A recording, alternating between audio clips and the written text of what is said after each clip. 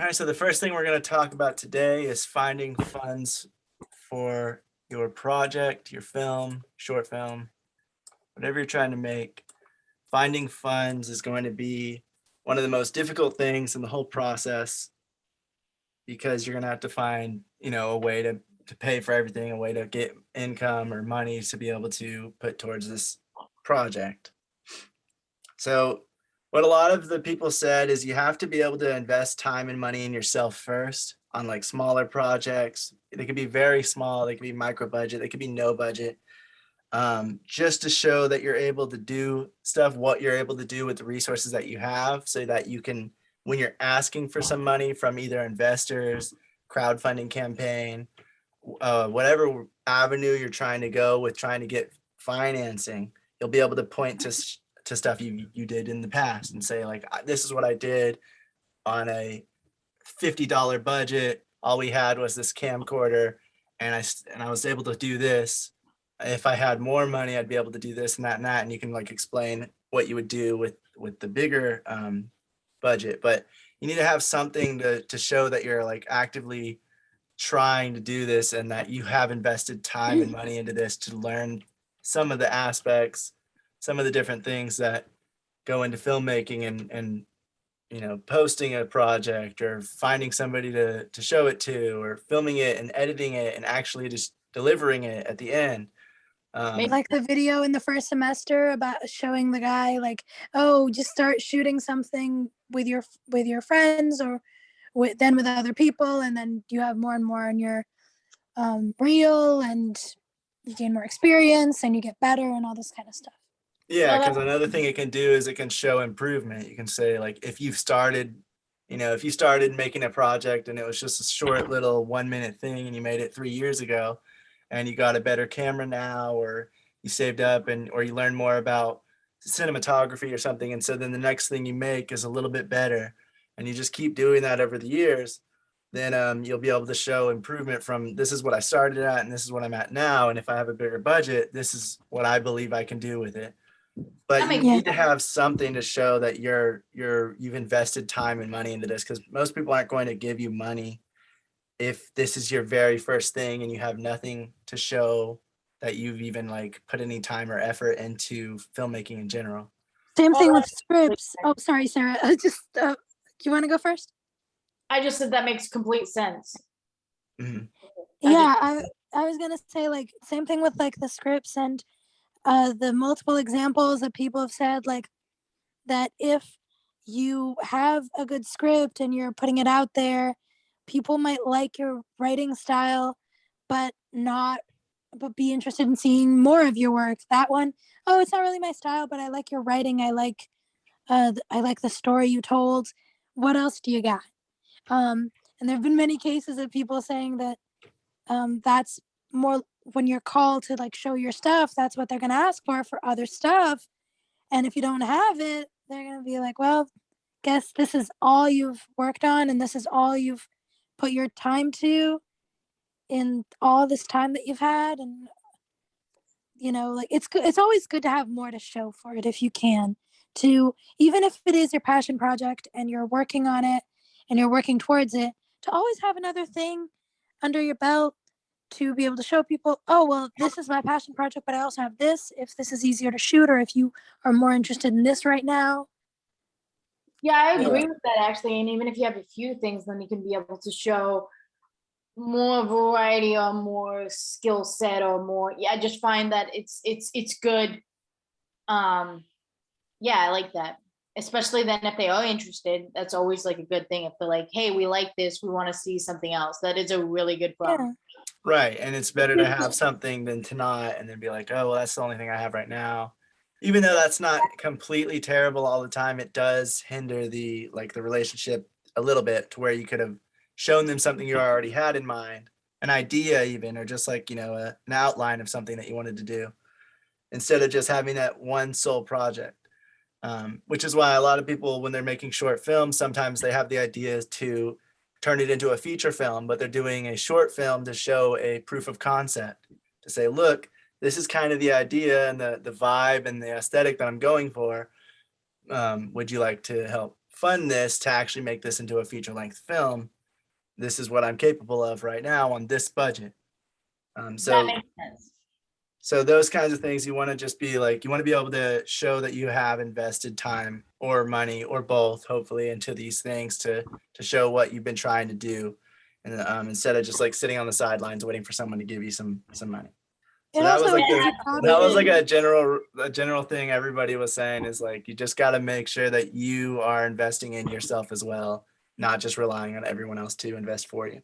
No, I would lastly totally say agree. that it also opens you up for more investor opportunities, because different investors want different things, are interested in different specific things. So sometimes they can like your work, but oh, I only do this genre, or we're only interested in this genre right now, or this is the theme for this year. Do you have anything like this?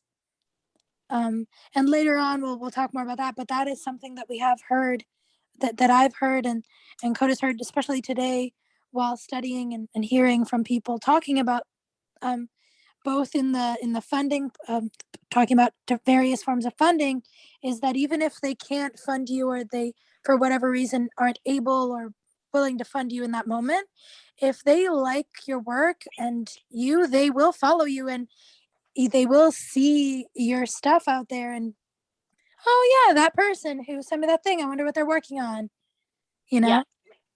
Yeah, you'll No, start to get your name out there, and then if your film does do well, they already know your name, and you can say, "Hey, this film did well," and so things like that. You want to start building those contacts at least. So just trying to get financing is good, instead of just being like, "No one's going to do it." You might as well try, because you never know. First of all, and second of all, it at least gets your name out there that you were trying to get stuff, and this is what you did with the. Once you actually put it out there, this is what you did with the budget or the lack of budget that you had. And then they can see like that you're actually passionate and you're actually working on these things that you were trying to get financing for, and then maybe the next project they'll be more willing to help finance it. that makes sense. Pretty much like almost all areas in Yeah. film. I guess that makes a lot of sense. They're all kind of like that. They want to see you have like the decent amount of gear. No one's gonna expect you to have like, gear that's really only owned by studios. Right. But I mean, oftentimes they'll expect you to have a small amount of gear for your, at least depending on the job that you're doing. So actually, speaking of gear, that actually leads into this next point, which was one possibility for getting some funding can come from the brand of the gear that you're using. Possibly, they could do it as like a sponsorship kind of thing, where they help fund your project, especially if it's like a lesser known brand that's pretty niche, and you're using their lenses or their camera, or their lighting equipment. They might be more willing to help invest in your project because you're using their gear, and they can have something to show off. This also goes back to that other thing, though, of like, you can show them something you've done before, and then mention like, now with your gear, I believe that it's gonna look like this instead, and here's some ideas or concepts that we have. Or for this cases of project. where they used their gear and then they went to them and it's like, hey, we used this. Would you like to sponsor us, or would you like to help us work on this next project with your stuff? And yeah, and so that will be like, the lesser known the brand is, the better off you probably are to be able to have a chance at getting that sponsorship from them, especially if you're not really known, or you haven't really made anything.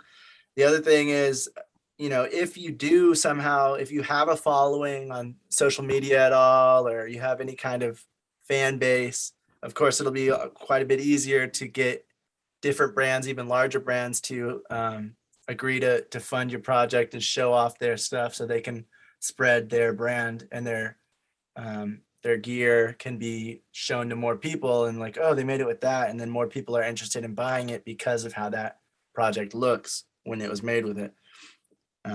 But even if you don't have that following, you can still try, and you never know, especially depending on how you approach it. You can email the company letting them know you plan to use their gear, what the project is, and then asking if they'd like to sponsor it or help fund it so you can make it even better than what you'd be able to do without their help. Alternatively, like Priscilla was saying, you can email the company after you're done shooting to see if maybe they're going to help fund marketing or a festival run or something like that, because then you might actually have the product. You're like, here's the film we shot. We used this kind of gear you have. Would you like to help us, pay to get it into Or even their festivals? previous work. That's what I was thinking. Like, hey, we did this short project with your camera. We would like to do a larger short film, a longer short film, or even a feature. We'd like to use your equipment. Would you like to sponsor us for it?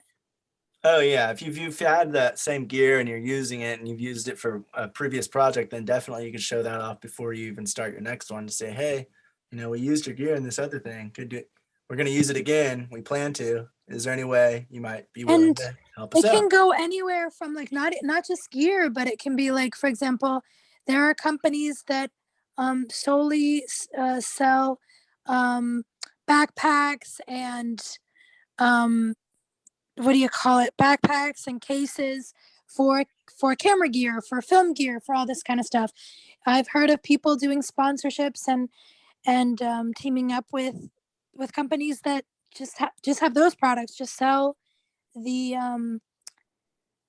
cases and backpacks and stuff, and they help fund a project, or something like that. So Yeah. Interesting. Yeah, And now that the downside that comes with that is that they will have a little bit more of a say in your project possibly. And also depending on what your project is like, if it's a little more, if it's a little more risky, if it takes a few more chances and it's a little more not aligned with their brand, they might either want you to try to change some things or try to make you take some things out of your project. And if you don't, then they might pull their funding. And so that is a if it ends up being too violent, too graphic, too explicit, too not in line with political views or like their image. I don't know if you guys know about the Peloton incident. The new Sex in the City or whatever. I haven't watched it because it looks like garbage, but they had one of the scenes, someone using Peloton, and it was like this huge thing. But the person died after being on it. I guess it's a spoiler. It's like the first episode though. So then people were like, Peloton stock went down so much because of that. But then Peloton went on a marketing strategy and to like try to show that like, oh, it wasn't us. It was the person already had like a heart problem or whatever. And then they kind of like joked around and they tried to use it for their favor. And so them and the show were having like this agreement and everything was great. And then allegations came out against the actor and then Peloton's thing went down again. Well, that's a little bit different because that's product placement. So that's something else. No, yeah, but even then, like, let's say I was going to use that as an example. Let's say a company like that sponsored that episode or paid for that specific episode, because sometimes that happens where a company will sponsor an episode, a specific short film or episode or whatever, and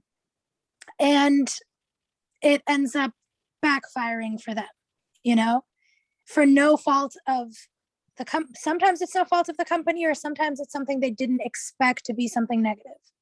So that would also be kind of like, oh crap, now you're in this issue as well. So just make sure, like, the company isn't always going to read the script is basically what I wanted to get at, because that's something that we've heard a lot, is that they won't always read the script. Sometimes they will fund you because your proposal was good or whatever, but they won't really read the material.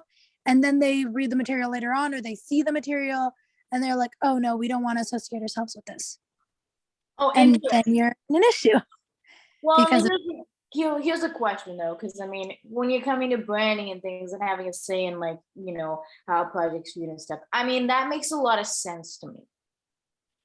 And I mean, like, it sounds like harsh, if you're from the creator's point of view, but I totally understand, because it's like, well, you have a specific like you're already a successful business. You're trying to No, definitely. grow and finance it. It makes sense. So here's the thing: if they then later read the script, would you not read like either they would have to be like, oh, maybe it's not a fit, or maybe, or like take this out, take that out, try this, and then revise it. And I mean, I guess it really is dependent on the situation, what, you know, they decide to do. But I mean, exactly, and that's where Right. they'd have more control. Yeah, but And I mean, that I is something to consider. Basically, is that at any point they might be like, "Hey, we don't like this," or "We want you to change that." Whenever you are relying on any person, really, or any institution, you're going to be giving away some creative control depending on your agreement. I have seen like someone talk about like, oh, in certain grants, you have your freedom to do what you want because they've already approved it or whatever, or they don't have creative control. But it really depends on your agreement, and that's why reading contracts and knowing what they have the right to do and making sure everyone's clear on the themes of your film and what you want, what it's about, so that you don't run into those issues later. definitely. And I actually think that it's good, really good business to have that. And it's great when, you know, they actually do give you feedback on your things too. I mean, it's also great when they're like, and you already are super reputable and they're like, yeah, we know exactly what you do. We fucking love it. Just show up and do your thing. That's also great. So, and here's all the creative freedom. And I guess that usually comes from like, oftentimes more so like if the company like works with, you know, people all the time and you kind of know what each other like, and then you can Yeah. create. Or just They Gotta might go back to be like more having freedom previous works and because like they being have a- successful and things like that. yeah, they've got Yeah. a background. So the company doesn't have to watch it as closely because they're like, oh yeah, we know exactly what you usually bring to the table. And unless there's a major issue, you can have creative control. Versus maybe somebody they're like, I don't know, we want to see what you have. Okay, this is good. Can we change this, that, and this? I mean, and I think that's great. If they come to you with changes, that is a good sign because they're investing more time into you and your project, which means that they do want to see it come to life. yeah, but Right. but I just That's I kind But of just like want, the main thing is like just this is kind of across the board in any kind of funding that they could always pull out. You know, Yeah. except for like in grants and stuff. But the but with sponsors with like with Yeah. gear or with something like that, it is just more about their company, their brand. And so if they don't like where it's going, they're more likely to pull out than other things. Like an individual investor might be more willing to because his name is just in the credits instead of it being like special thanks to this company and we use this gear. And you know, like that's on IMDb. You can look up specifications of gear, like the lenses and the cameras that were used on each project. And so if they were sponsoring you and they were trying to get you to align with their what they're trying to put out there, whatever that is, then it could just be that it doesn't look professional enough for what they're going for. That could be another thing too. no, So yeah, it's just like there's always that risk if you're trying to get something like definitely. that, but Definitely. it is a kind of a good avenue to go ahead and try just in case, because you never know. And you never know Yeah. what kind of company is going to agree to it and what's not. So Yeah, I'm sorry if it was like a clunky example. I couldn't think of anything else, and I was like, crap, how can I explain it? And it was like all over the place, but hopefully I got the point across. all right, so moving on from that, another person, they were able to get what's called a pre-sale, or they pre-sold their film, but only because they had a previous film that had already been bid on by different distribution companies. So they had made a film, put it in a festival run, and then it did well enough to where different distributors were wanting it, and so they started bidding on it.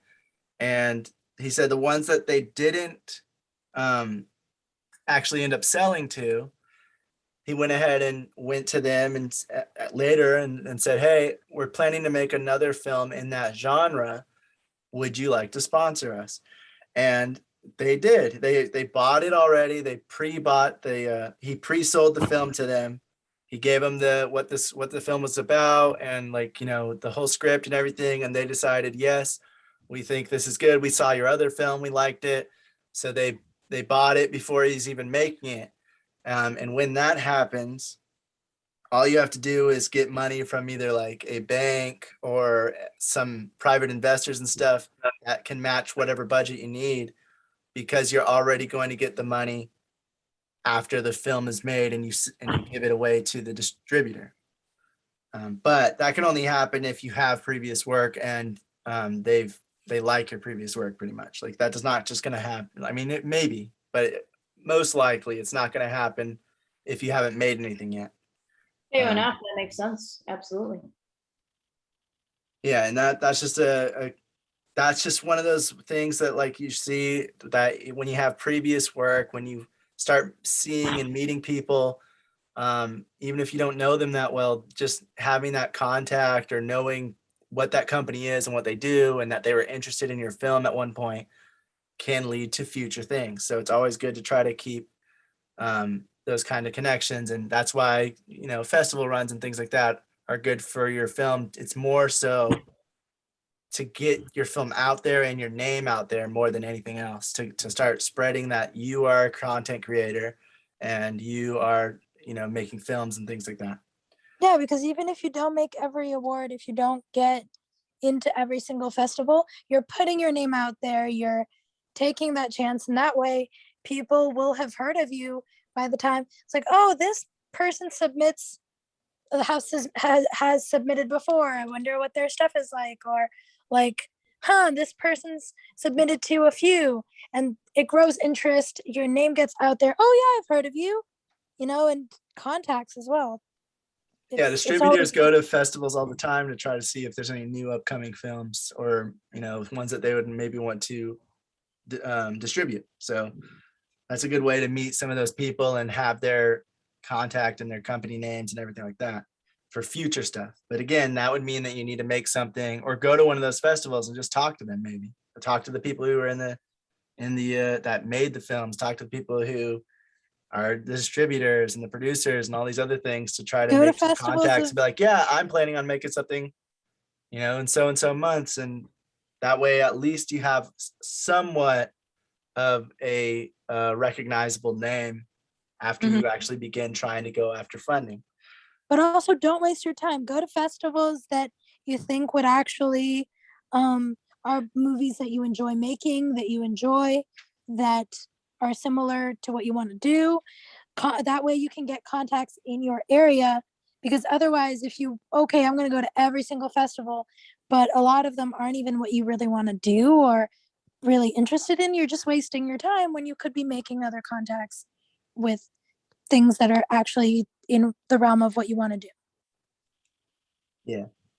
All right. So no matter what kind of avenue you're going for to try to get funding, you should have a plan before you try to get that funding. What kind of budget are you going to need? You can be more specific with the budget and have a breakdown.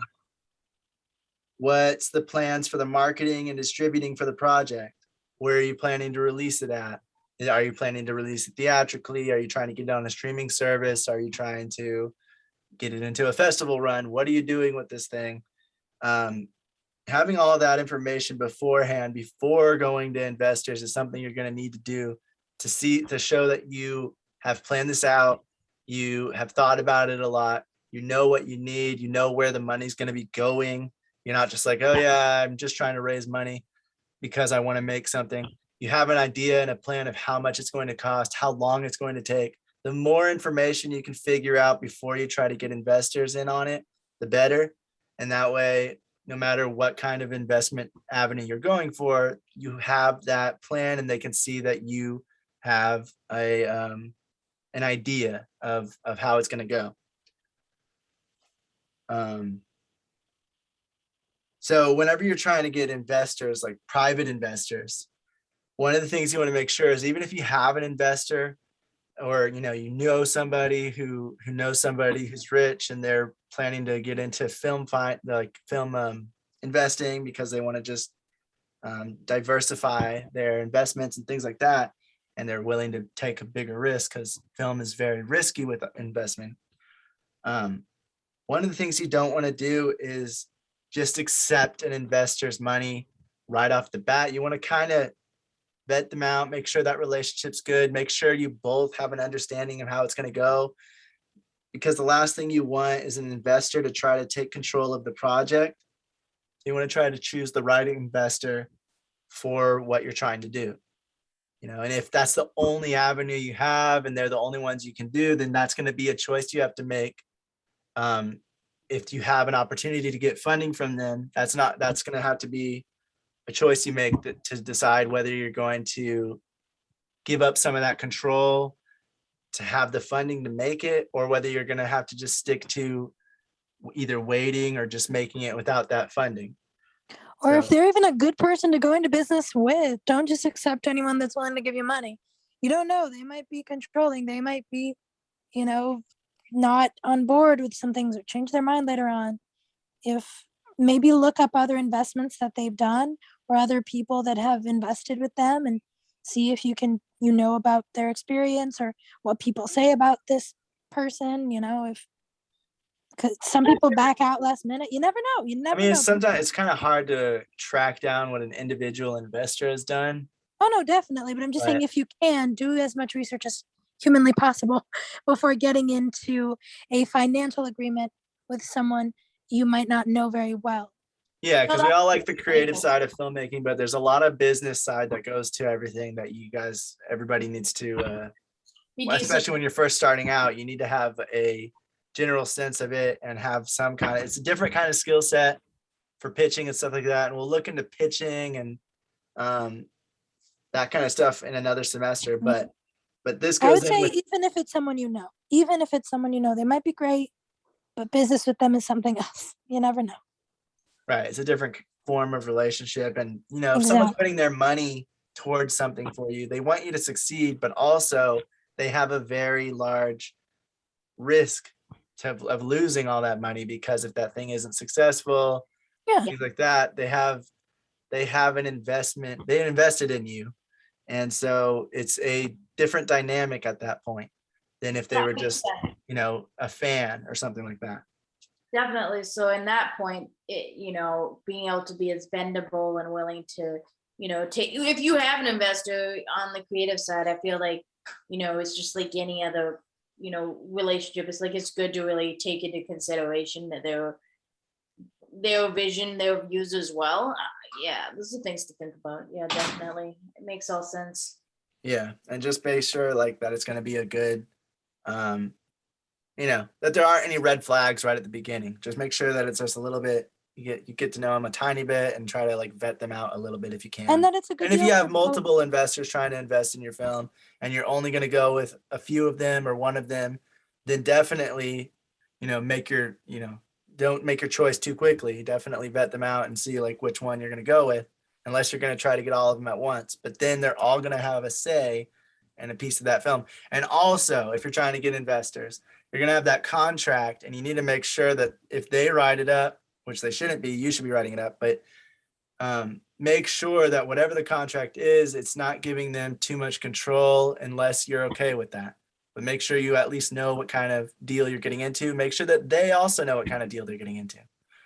I would also lastly say that also make sure that it's, if there's someone and that wants to help, if it's worth it for them as well, because it can be easy for us to accept stuff, but at the end of the day, if you know that there's a higher risk, or you don't know if you can deliver, don't waste that person's time either. Be conscious of that they're trying to invest in you, but you also have to think of them. I don't know if I'm explaining it right. I'm actually going to lead into another point with that. So the next thing they always say is, you shouldn't lie to your investors. If you don't think the project's going to make money, don't lie and say, oh yeah, we're going to make so much money and this is going to be great. All we need is you to finance it. Don't lie about it. It's going to just come back and bite you in the butt, and nobody's ever going to want to invest in you in the future. Be honest, be upfront. Let them know this might be able to help you grow, or what you plan to do or gain from the product or the project. Let them know what you plan to accomplish through this and what their money can do to help you. Because if they're investing in you, sometimes angel investors will just give you money to let you do it because they believe in you, not the project itself. They don't actually believe that can make money, but they want to help you to further your goals and your career in this thing and help you to advance it and get more knowledge and experience in it so that they can help you. But that's not always the case. And most of the time the case is that they do want to see some kind of return, or hopefully their whole return, or even more, a profit off of this investment. So just keep that in mind. Don't lie to them and make up things that aren't going to be actually true, especially if you don't actually think this thing's going to make any money. And they're like Yeah, new if they to want to help film you and out of they the have no group, it's idea. super Don't say, hard. oh yeah, question. this. That's fair. I mean, yeah, that makes sense. If you hogwash somebody and you're like, oh, it's gonna make tons, and then you have nothing, like, and there's no backing behind that, that is not a good. And if they still want to Right. help you with the chance of like 50-50, that's great, but just be clear about that. What were you saying, Mike? No, I was just asking, how do you know whether it'll make money or not beforehand? Let's say you're not the best at distribution or even knowing the ropes of making money, and you're relying on your maybe distributor or other people to support you to make money. So I'm just even wondering, how would you know beforehand whether it would make money? You know, that's what I'm Yeah. asking. So like some of the people were saying you can either get I think it's a sales agent. I'm going to look later. It's in my notes somewhere, but it's either a sales or a pitch agent or something like that. And they will help you can do this. You'll have to pay them, of course, and then they will help you. They'll look through your script. They'll look at your project, what you plan to do, and like come up with a possible projection of how much that thing could sell for based on other movies in that genre at that time. Similar things, similar lengths and similar genres, and whatever you're trying to go for, there's going to be movies that are kind of similar to it. So they're going to look at that, and they're going to look at all those things. And then the lady was saying though, like if you don't have a named actor in it, that's going to be one of those things where they don't think it's going to be able to sell as well. So you have to, if you really want it to like sell well or have good projections, then you're going to have to get a named actor in it. And that's really hard to do because you're gonna have to reach out and do really a lot of legwork to try to even get in contact with these people and try to see if their agent will let them and how much they would be, and then see like how much it would cost, and that's going to eat into that sales. But then you'll have a more of a idea of what it could make and where it could go. If you don't get a sales agent, you could do that same thing yourself. You'd have to look up films in that area, wherever you're trying to distribute it, however you're trying to get it out there.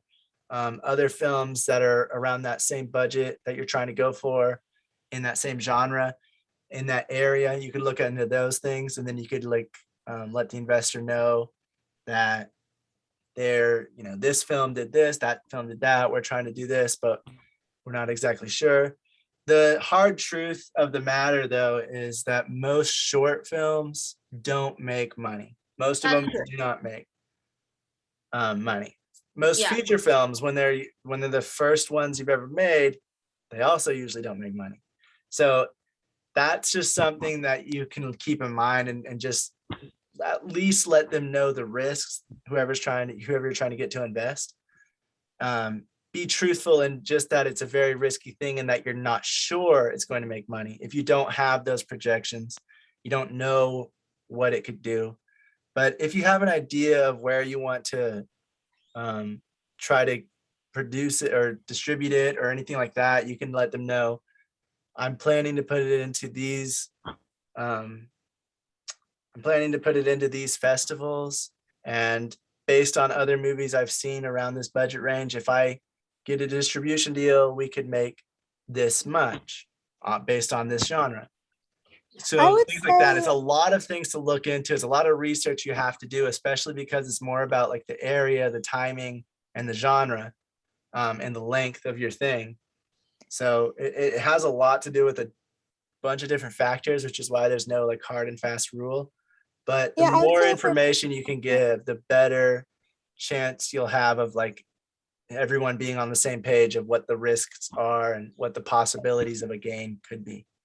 If we're being honest, there is no such thing as a sure thing when it comes, like even a movie that has everything to succeed, so many things could go wrong that you don't expect. Like a catastrophe could happen, and then you can't make that catastrophe movie because too soon. or like, so there are so many factors that could go into that movie being successful or not being successful.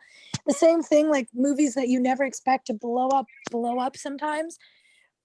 I would say, just like Coda said, do your research, give them all this, or have someone that can help you with that, and show them, be honest, of course, like, hey, of course there's no certainty, but here are my estimates. This is the research I've done. This is what similar movies have made and how this worked. And and this is what I can do to try to get as much out of it as possible. But of course, there's always the risk. So 100% honesty, show your research, but just be frank. And at the end of the day, a lot of investors and a lot of people really appreciate that. Like, okay, this person isn't BSing me. They're being honest with me, just like every investment has its risk. Yeah. But Yes. that's with everything. So Right. It's just if film you also has a higher risk than a lot of other things. So no, that's yeah, why but we I'm have to- saying, like, the movie industry is very fickle as well. So things that were popular like 5 seconds ago, sometimes the same thing comes out and it's a flop. You never know. So do as much research as possible and bring that to them in a positive manner. Don't be like, oh, it's probably not going to make anything, because then it shows that you don't believe in your own film either. So you're just, it's not one extreme or the other. It's never that. Show your research, be positive, and be like, this is what I believe it could do, but there's always the risk. So, and I want to be honest with you about that. That's great. Yeah, and if you can afford it, then get I'll look into the exact name in my notes later, but I think it's a sales agent, just so they can help you determine like how much this thing could make if it were to sell. That way you can have a general ballpark number to give out to investors or whoever you need to talk to about it. Moving on from that for now, one of the most obvious ways, of course, that people don't like is funding it out of your own pocket. You're going to need, the only thing that you have to do is save for a long time if you until you have enough. So even with that, if you have a project you want to work on at some point and you want to do it, you should still try to come up with the best ballpark number of a budget you can, so that you can start saving more towards it, because this is just a psychological thing. When we have a number that we need to reach in, like, for saving, then we actually start putting money towards that thing and saving it, instead of, oh, I have $10,000, I can spend $1,000 on this thing or that thing. Instead, you're like, no, that $10,000 is for that film and I still need more for it, or whatever amount you need.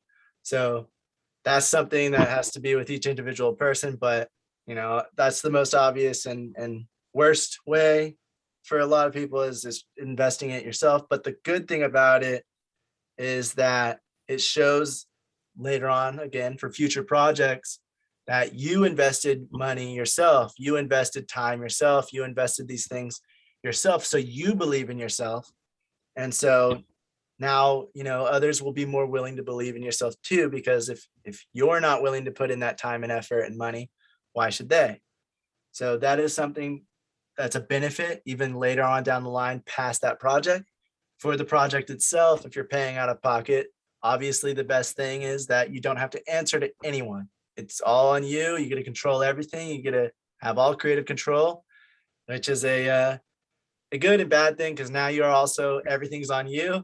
So all the money's coming out of you and you're worried about the budget. You'll be a little more strict maybe with it, and hopefully you don't go over budget, because then you have to find a way to get that funding. But yeah, that is one way that you can go about doing it. And another way they were saying is, you can take out a loan or you can do credit cards, but they don't recommend that. I wouldn't recommend that. I wouldn't recommend getting into debt for a project, because like with anything else, it's extremely risky. You don't know if you're going to be able to get it financed or funded or distributed. So you don't want And next thing you know, to, you're stuck and you can't do other projects because you're in debt because of this one project. Yeah, it's Right. not a good idea for anything, honestly. That's just like the only time is like maybe you're in debt to go to school to be a doctor. Like honestly, I just and you're like in like you know what I'm saying? Like Right. yeah. For projects like that, I mean, like if you're a business person and you want a project to do money, I would be concerned immediately if you're in debt. Yeah, exactly. That'd be like, okay, well, your business sense obviously isn't very good. So I mean that's hard, and I get like fucking if now if you would had a really good track record and business was going well and something happened and la la la, then it's like I don't know. I agree with that. I wouldn't do that either. Right. It's very risky, and it's if you get out of the, like they said, some people it works because their film is successful and it sells and they get their money back and then some, and so good, it works. But with the majority, it doesn't, and then they're in debt and they can't focus on filming anymore because now they have to focus on paying down that debt somehow, and maybe getting a side job or a full-time job, doing something else that is taking up their time because they have to pay down that debt that they took out. And it is more likely that if you're just getting a loan or if you are paying it on a credit card, especially the credit card thing, that you will go over budget and that you will end up paying more than you thought you would because you just keep using that credit card over and over again. And now you're really high up. And credit card is the worst thing you can do because they have the highest interest rates, and it takes the longest to pay down and pay off completely if you max it out. And your credit will go down as well, which is something else. But so credit cards was like the worst idea you could ever do. It's also hard to keep track of how much that's you're something. actually spending with a credit card as opposed to other ways, because you're not following it as much, you're not keeping track as much. And it's a lot easier for you to end up just being like, oh yeah, it's fine. And the next thing you know, you're hundreds of dollars over budget. Right. And not all loans are going to be terrible, especially if you make a LLC and you can get a loan for that in the company's name. Then, the worst that could happen is the company goes under, which in itself isn't completely terrible. I mean, it is bad. You don't want it to happen, but it's a lot better than it being in your name and it being all on you and you going bankrupt because of it. Or you, like I said, having to like pay it down and figuring out a way to get it all the way paid off. So putting it in a business's name is better, but it's also harder because banks aren't really going to just give you money. You're going to basically have to pitch it to them as well and show that financially what you'll be able to do to get this to work so that they are willing to give you that loan in the first place. Honey, sorry, but I didn't see this message from you until now. It's about the creative rights thing, if that's all right. Yeah, she just sent it. Oh, yeah, she sent it a few minutes ago, I think, but I missed it because it's still about the creative control thing. I understand that at times one may release creative control to investor, but I've also seen either if a big name brought on as main as cast or major- someone who helps fund the project, that they could become executive producer or other position, can that also release more creative rights? Yeah, because the executive producer is going to be, I mean, hopefully your executive producer will leave you alone and let you do you, but it's kind of the same thing when you're getting like a company and their brand, and if you have their brand and it's not aligning with what they thought the film was going to be, they're going to pull out their funding. Well, if you have that executive producer who has his idea of how it, or his or her idea of how it's going to be, and the film either isn't turning out the way they thought, it's underperforming, it's going over budget, it's behind schedule, it's not looking as good as they were thinking it would, whatever is going on, they have more say over trying to do what they want because they're the ones financing it. So the executive producer in the end has, they can pull the plug on a project. They can, even on larger sets, executive producers are the ones who are giving the money or who have, put it all together. So they have some control. They usually don't get into the creative side, but they can. It just depends. Yeah, fair enough. And I mean, I guess like if you're creating a project and stuff, it makes sense to want to make sure that like the executive investor and everybody else is happy with your work so that, at the end of the day, everyone comes away from the project and the project does well, ideally. So sometimes it's better to Yeah. just bend and make things work so that, because I mean, like as a creative, you always want to have creative control and do what you want. But at the same time, like if it is business and stuff, it's, on the business side of things, Right. it's more fun. Like if everyone, has a project that they're proud of and glad that they invested in. Like if you have an executive producer and they come in and be like, wow, I'm so glad I invested in this project. It did so well. Well, I'm really happy with it. Or it didn't go quite as well as I wanted, but it still turned out pretty good. And you have a great business thing. Maybe like you work together more, maybe you don't. But I mean, at the end of the day, for any kind of business, it's always good to, have both sides be pretty happy. Yeah, definitely. And another thing that I was going to add was, man, I just lost my train of thought. I had it.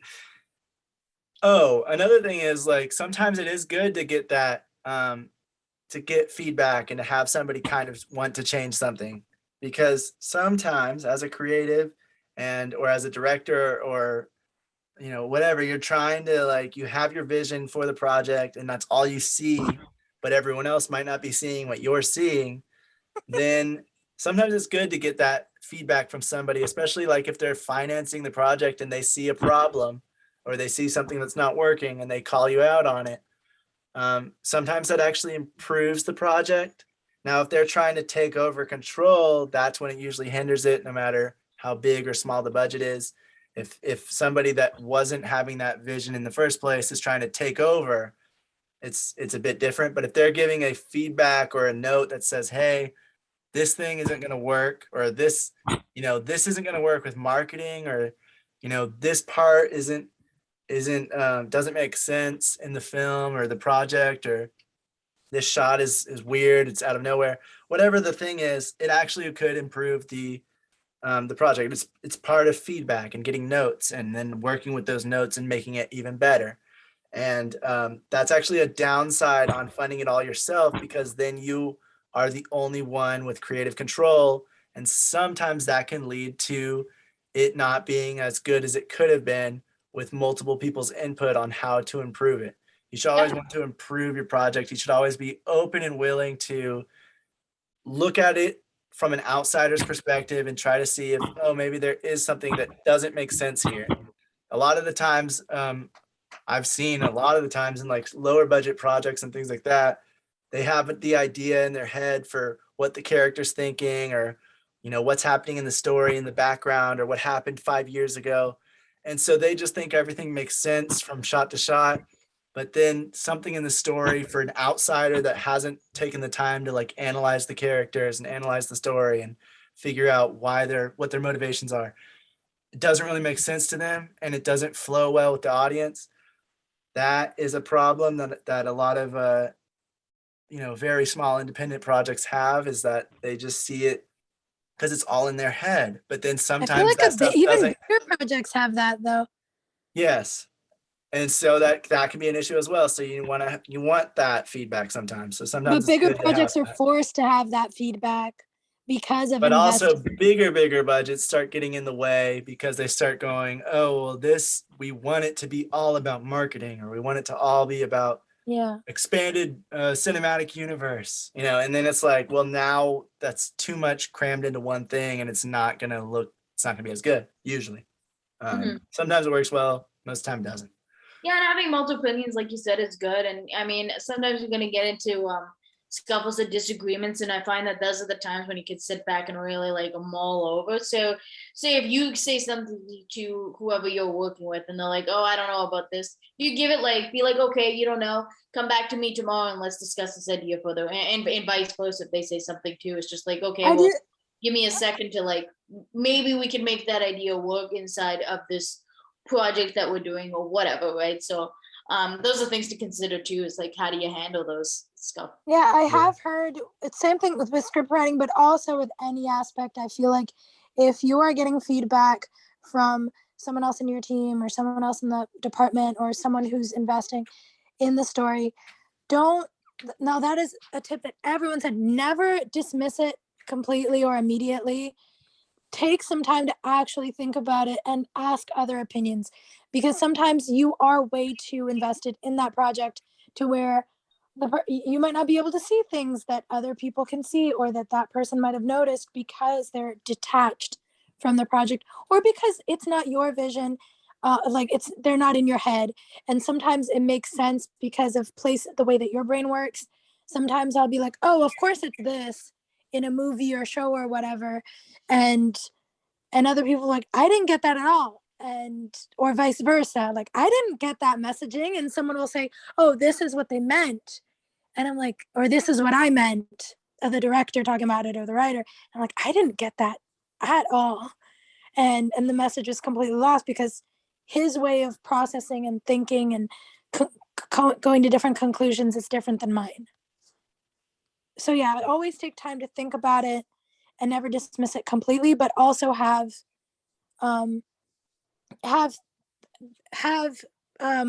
confidence in your project at the same time. You can have both.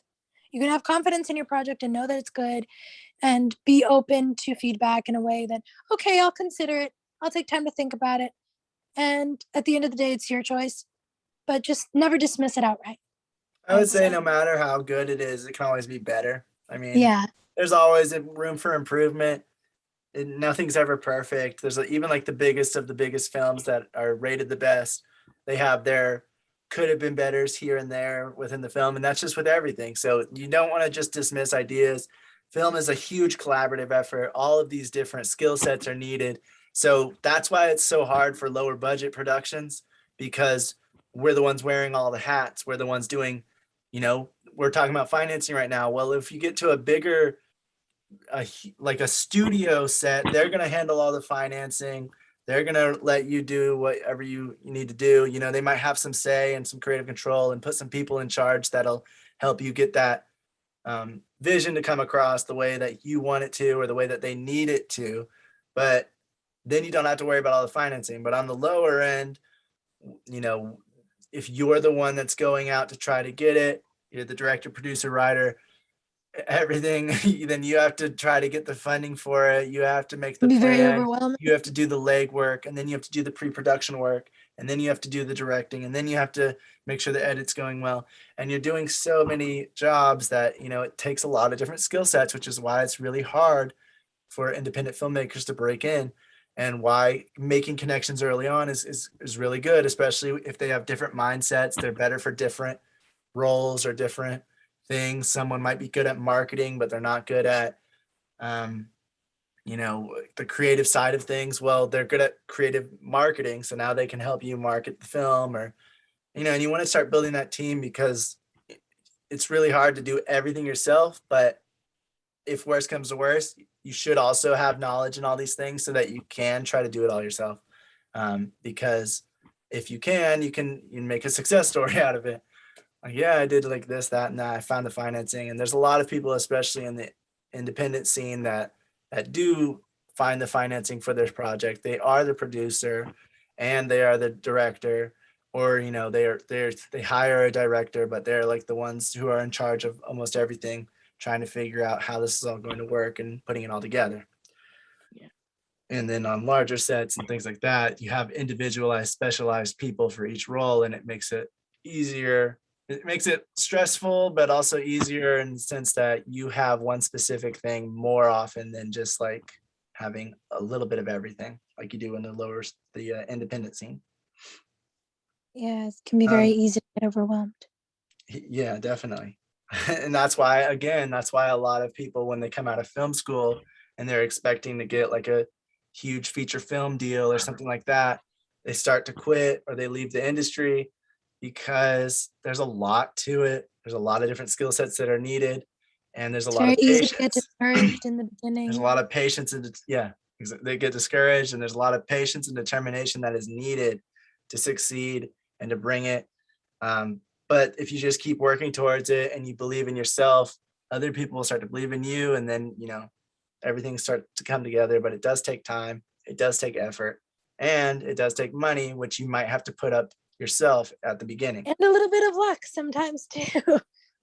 Yeah, a little bit of luck, but I would say those other three things are more important, especially money. No, yeah, I know, but sometimes it's dumb luck, man. Never underestimate it. So some of these other things we'll delve into a little deeper. Like there's other ways to get some money that we are going to actually have separated sections for to go into deeper discussion with it. Like crowdfunding, grants, loans. We'll look up like different kinds of loans and what that are. Fellowships, and then of course investors. And investors we're going to kind of talk about right now, but those other things, the crowdfunding, grants, and loans, we'll talk more about later, and fellowships as well. But like I mentioned in the beginning, before the recording, I did share in the WhatsApp group one of the videos that were in the syllabus, just in case we end up not putting it for any reason when we talk about those specific things. That one was specifically towards grants, and it was really good. So for anyone that is, because I know that some of the people in this group are looking towards grants or looking into them as possibilities for productions that they're working on. So I sent it through email to V and Mai, and I sent it to the WhatsApp group. Anyone else that wants it, just let me know, and I'll send it You should through send it to email. James too. Yeah, I sent it to through the WhatsApp because I thought he'd see it other than email, but I should probably send it to him through email as well, just in case. All right, so next, He's also looking into it. another way to try to get funding is going and asking people that you know, your friends and your family. They already know you. Hopefully they want you to succeed in this. And Hopefully they're not annoying, because borrowing money from family and friends can be hard. right, so there's the downside to it. The downside is if they try to start thinking that they can tell you what to do, or they can have a say in on the project itself. That starts to become an issue, since most of your friends and family probably don't know too much about film, don't know too much about the process that goes into it. And so that is one of the downsides. And the other downside is if it does not perform well, if the project's not successful, they might take it personally, and then like kind of you might have like these trust issues with them or something, because they trusted you with their finances, and then you weren't able to give it back to them. So if you're ever trying to ask friends and family, just keep in mind that there are downsides to it. But if you are able to, and you have some good family and friends that are willing And you're to help honest to with succeed, them. and you're honest about the risks and that you might not get the money back and all that, then same thing if you're with investors, you want to do the same thing. Treat them like they're an investor, because they are. But that way they know that they're probably not going to get it back, and they're just giving it to you kind of like to see you succeed if you do. Yeah, and explain to them, this is how long it takes to probably going to take to make it. There's a chance that it might not make any money. If you'd like to help me, great. If don't sugarcoat it. Be very honest. You're gonna have to. Oh yeah, don't make sure they don't expect you to be done in 5 weeks. Yeah. Make sure they know that it's going to be a process. There's like a lot of things that go into it, and stuff like that, if you're trying to get some from people Yeah, people still ask us like, when is yours coming out? When is yours? I'm like, people, we just shot it a few months ago. It's gonna take a while. Right. Oh, Yeah. so it is a sales agent. Here's my note. Getting a sales agent for your project really helps when you're trying to get investors, because the sales agent's going to create sales projections based on the script, genre, similar films that were made, and if there's named actors, or if you could get a named actor, what that sales would be. So, they might give you a few different pitches and say, like, if you're able to get this C-list actor, you can get this. If you're able to get B-list actor, you'll get this. If you're able to get an A-list actor, you can get this. This person's really popular right now in the independent scene. If you can get them in your project, this is the projected amount of sales you can get. And then you can use that information to see if you can try to get those actors in your project, by connecting with their agents and whatever else, to try to get a hold of them and see if they're interested. And then if you have a name attached to it, it's going to be probably a lot easier to get some financing and some funding from different sources. But having that sales agent really helps for them to kind of explain it and break it down in a better way than I would be able to, because even I'm not really sure how exactly it goes, but they would be able to break it down and say, this is why it would be worth this, and this is the amount of money that usually is paid for a project like this, or to a new filmmaker, this is how much they usually get. And that way you can kind of, it also helps if you're ever going to get distribution, you kind of have a better idea of what it's worth. And if you're getting a good deal, an okay deal, or a crap deal, if you do get any kind of distribution deals at all, or any propositions anyway. So if you can afford it, getting a sales agent would help, especially if you're trying to get the larger budget you're trying to get, the more likely you're going to need to have a sales agent and things like that to really put the professional side of it together to make sure you have all your ducks in a row and you know what's coming, and people will treat it more professionally that way. Another way for getting money, funding, this is a reimbursement. It's a tax break, either from your state, your country, your county, things like that. Different places will give different amounts. Some places give a lot more tax breaks and tax incentives, but sometimes it depends on how big the budget is. Sometimes it depends on what the genre is, or if it's, a documentary film compared to a narrative piece. If it's a short film and a feature film, short film might not get funding. The feature film might, incentives. So that is also something to look into based on the area you're planning to shoot it at. And I think it's also places, it's also about where the company, whatever company you're using, or if you're using your name, where you're based, and then where you're shooting it at.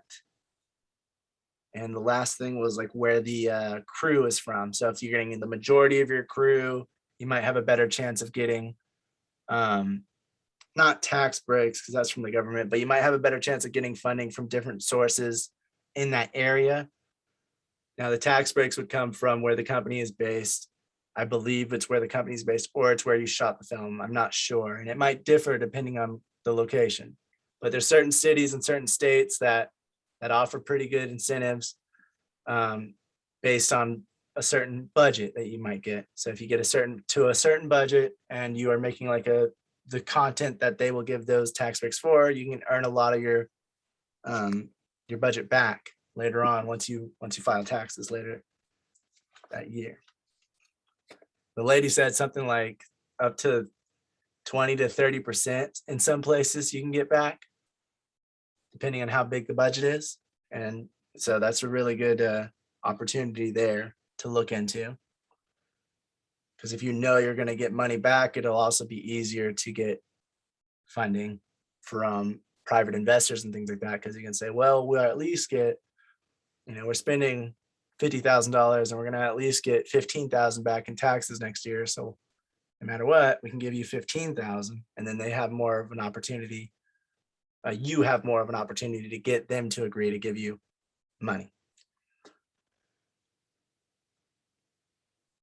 There are some things that also she just kind of gave out the name in the video, which would mean, you'd have to research it further, or we can research it further later on, but it depends on the area, the country, and other things like that. But there's things called film equity funds, which give up some equity to the project, but they get some kind of piece of the, they get like a, what is it called? A percentage of like future profits, or a percentage of the actual thing. So once you make it, it's not fully yours. It belongs partially to them. And those are when he says, oh, sorry, honey, I was just going to say, when he says she, he means one of the ladies in the video in the syllabus that we were talking about. Yeah. Because it's she a bunch, and I don't know if people know what you're referencing to. He's referencing to the syllabus. One of the last videos, I think it's like the penultimate video before the websites, and it's I believe it either New Zealand or British. She said she was based in New Zealand. She had somewhat of a British accent, and so she was talking about her experience and her tips and all that kind of thing. That's what he's referring to. Yeah. Sorry, Henry, go Yeah, ahead. that's what I'm saying. Like she said, it was like, yeah, it was somebody from one of the videos we watched who was like really informative and knew what they were talking about because they had just released one of their films and got it distributed, and they financed it in different countries, had a bunch of different people. And she was the one talking about the sales agents and how usually they're going to want a named actor on it and all those kinds of things. So She was quite funny as well. So yeah, Right. yeah, she was. But the film equity funds, it's like they're gonna get a piece of that. I don't know what you'd call it, but like basically they own a piece of that film once it's done, or that project once it's done. So whatever, they have a say in things that like distribution, they have a say in like a few different things. It's gonna depend on the contract, and it's gonna depend on how much money you try to get from them and how much they feel that they can take. It's a business deal, so it's just like anything else. The more money you want and the more money that you're going to get from them, the bigger percentage that they're going to own of your company or your project. So if you're trying to get funding for that project, then they're going to own, whatever percent, depending on what you're trying to get from them and what they agree to and what you agree to. So again, if you're trying to go that route, just make sure you are reading the contracts and knowing what you're signing up for, so that you don't sign over more than you were willing to give, and now they have more control than you do, and they can tell you what to do, and they can decide where to put it and all those other things, because that is something you definitely want to avoid unless you're willing to do that. Just want to be sure that you know what you're getting into. There's also some places that have tax deductibles for the investors. So it's not just like from the film itself, which also has those tax incentives, but some places have tax incentives for the investors where they can write off around 37 cents for every dollar that's spent, that they've invested into the film. If it's like I think they said a $15 million budget or less. So if it's like what's considered a low budget film, then they can write off that they invested in it. And then they get, a third of more than a third of their investment back just from tax incentives alone, which if they don't know about it and you do, that is also another thing that can incentivize them to be like, okay, so, I'm not losing my entire investment. I'll get back at least, 37% of it, or whatever the exact percentage would be in their area. But that is also something to look into depending on where your investors are from. Those areas might have, or those countries might have that incentive program for the investor also as see well. not just in the film. qualifications. Also What? see the qualifications for said program, because sometimes the person directing it has to live in that place as well as shoot in it, or sometimes it's just shooting in that location. Like it can vary very much, like Coda said. So always read the requirements before telling your investor, oh yeah, we'll get this much of a tax break or whatever. Make sure you qualify. Make that very clear. Yeah, any of this stuff that you're researching, just make sure that you understand what it is you're getting into. And if you don't, you can always hire an entertainment lawyer to kind of explain it to you, and just have like a quick session with them or something to try to figure out, hey, is this something that's plausible and something that will benefit me? And if I were being frank, like always make sure to have in your budget, don't completely count 100% on that tax break, because first of all, even if you do get it, it might take a while for that money to come in. And there's always the possibility that, oh, they only give out this many a year and you didn't qualify, or something happens. Just always have an extra fund, an extra little bit. Don't 100% count on that money back, if you can. Right. And I'd Just also keep say that in mind. what the majority of movies, they don't get funding from one source. They don't have an investor that pays for the entire thing. And that's for all budget levels. Usually it's going to be, you have an investor who's paying this percentage, and then you get a grant, or the incentives, tax incentives, from a bank, you might get a loan based on whatever you're going to get later on, like the tax incentives, so that they know you can pay them back. And so you're having funding, product placement. A lot of larger budget stuff especially has product placement all over the place, and you've probably seen it, especially with cars. Anytime they have a shot where that car comes right into the camera and you see the logo perfectly clear, you know that's a product placement. And those kinds of things help pay for the movie, or help pay for some part of the movie, whether it's the marketing campaign or post-production or pre-production or development, pre-production, actual production, or post-production, or distribution and marketing. There's a ton of steps to this. And so you need funding all the way through. And sometimes films will be getting different funding from different places. Well, no, most of the time they're getting different funding from different places.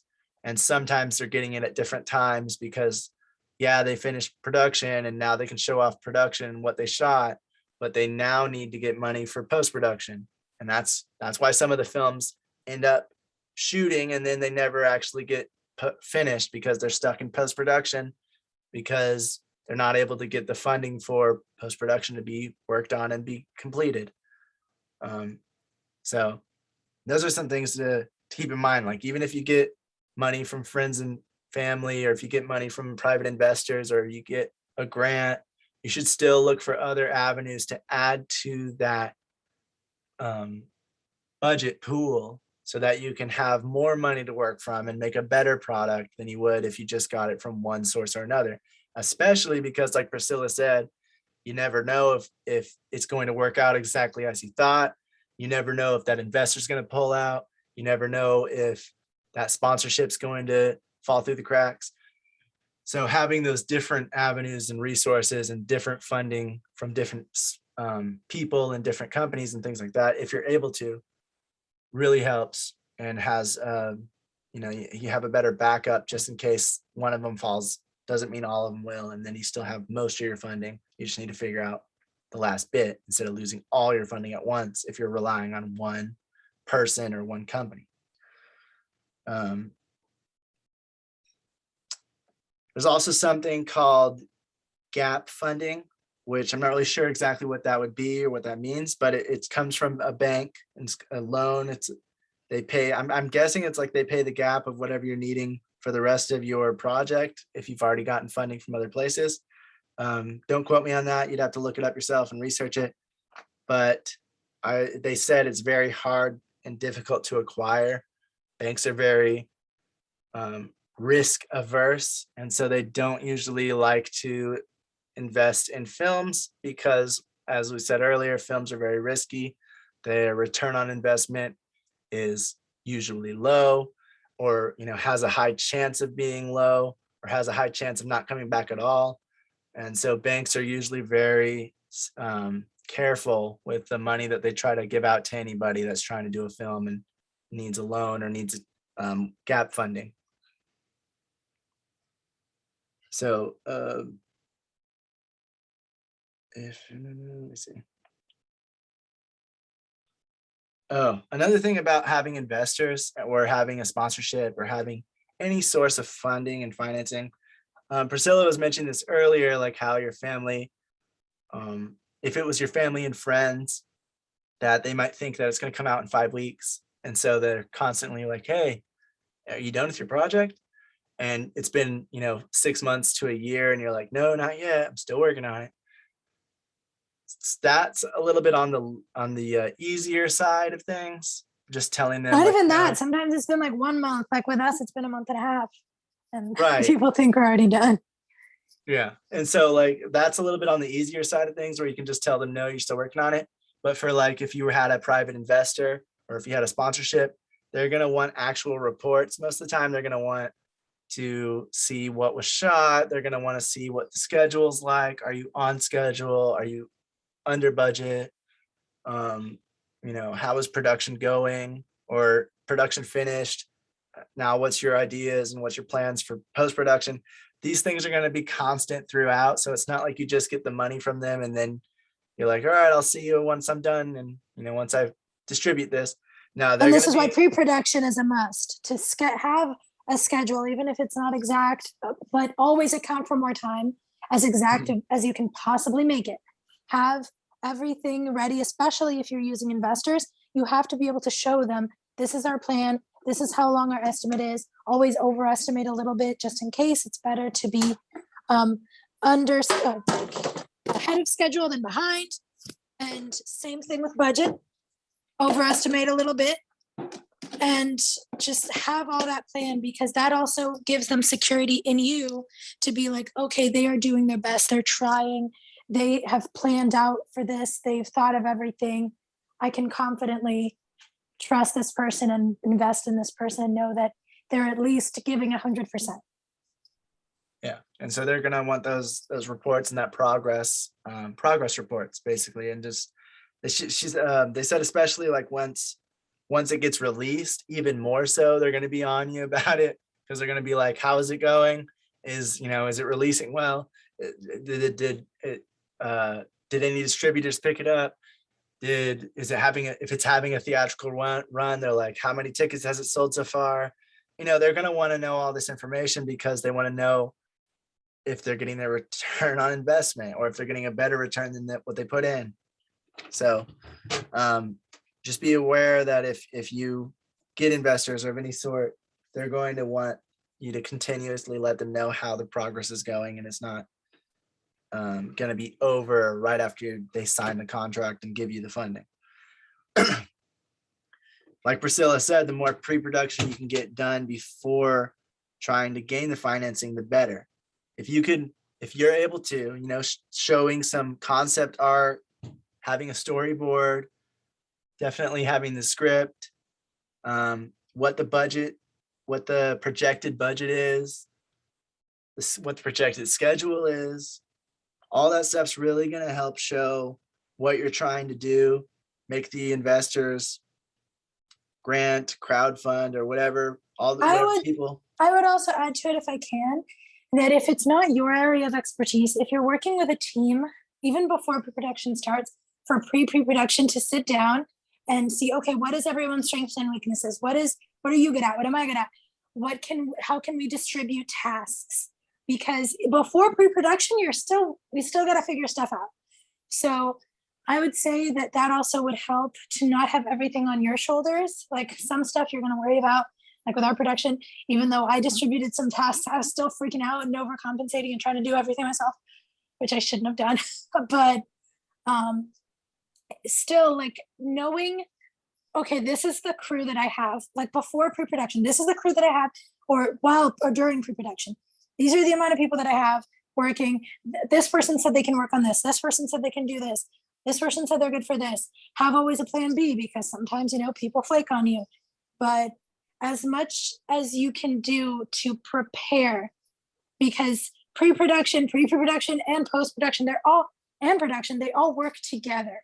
So if one of those parts doesn't go well, if one of those parts is lacking, that you didn't put as much effort into, didn't put as much work into or thought into, the other part is going to suffer. If you didn't put as much effort into pre-production, post-production is going to suffer, production is going to suffer. So just always keep that in mind as well. Sorry, No, you're good. Like, and then you're rambling yeah, right here. Development would be what pre-production would be called. So before pre-production, you have development, which is like writing the script and getting, all this stuff. Financing is part of it, and figuring out how you're going to do it.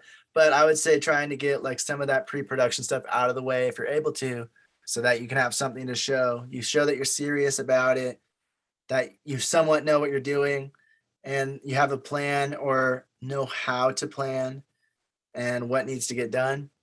That'll just, you'll have more confidence in your investors. You'll look more professional.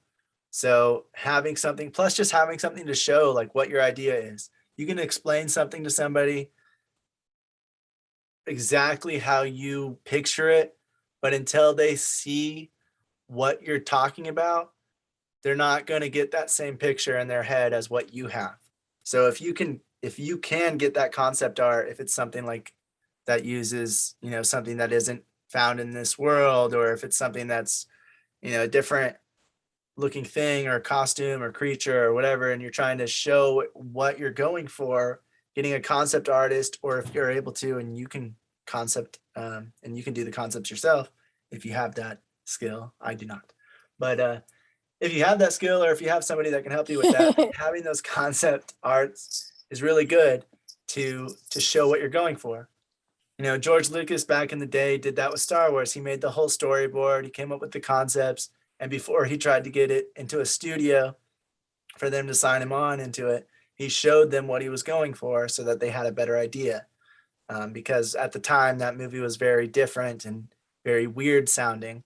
So if he had just said it and tried to pitch it, he probably wouldn't have gotten the deal that he got from showing what he was going for. And Yeah, what imagine he these was thinking. tentacle-looking aliens. What? Like, everyone's gonna imagine something different.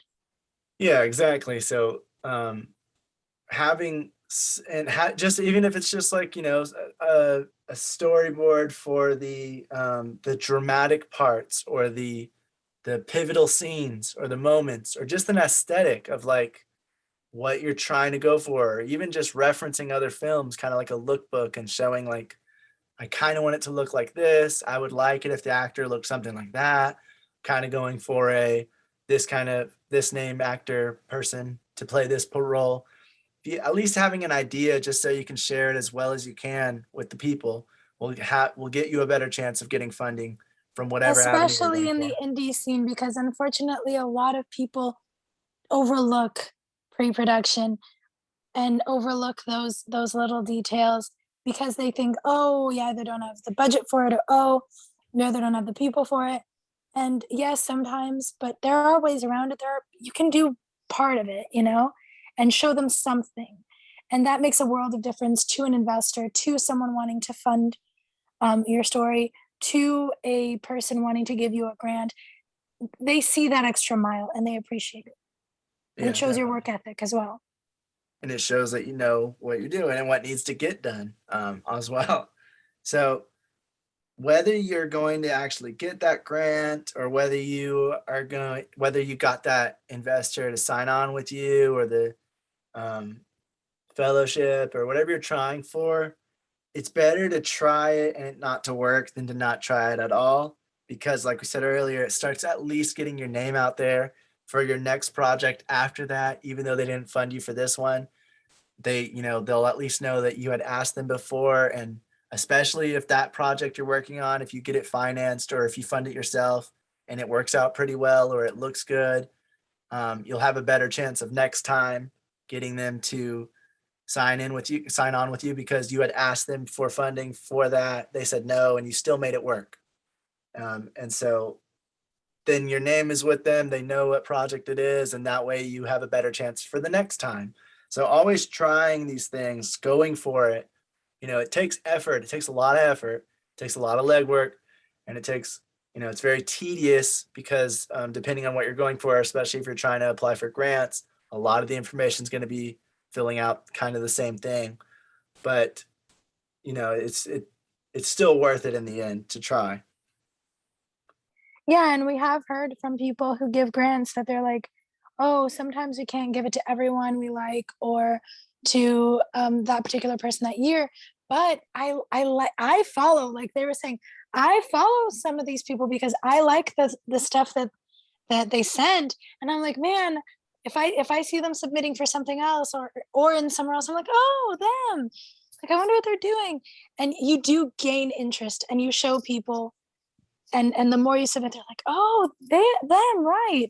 You get your name out there, and they get interested in you, and they know you, and they want to follow you, and they end up more invested in your work. Yeah. And then you just start getting your name out there, and better chances later on and all that. So the lady that was talking about all this stuff, she ended the video by saying, if you somehow get a studio to give you a deal, just take it. It's going to be easier than handling all the funding and financing yourself, because they're going to take over all that mess for you. Yeah, you might not have as much creative control, but in her perspective, in her opinion, the payoff is well worth it, because then you're getting funding, you have a studio backing. They're You can do handling your a lot passion of project the later. they're Position. handling the business side of things more, so you can focus on the creative side a lot more. So if you somehow are able to get a studio to back you, just take it. That's what she said. And do your dream project in the future. Take this one as an opportunity because it's a miracle, and you know it might be the thing you need to get you through the door, is what she was saying. And like I said, we're going to look into grants later, but some of the grants that are offered, there's many different kinds of ones. Some are for first-time filmmakers, some are for women, some are for documentary filmmakers, different ethnicities or minorities. And then there's for different stages of production. Some there's for development grants, some are production grants, pre-production grants, post-production grants, distribution grants. So just know that there's, those are the different steps in the filmmaking process. So if you are going to go out and try for a grant, don't apply straight for a post-production grant or a production grant if you don't have your script ready and you aren't ready to start. If you're still in pre-production and you're still planning things out, then you'd want to apply more so for a development grant and then production grant once you get to that point. So that was just something to keep in mind, but we'll get into more of that whenever we get into grants, which I think it's like next week or something.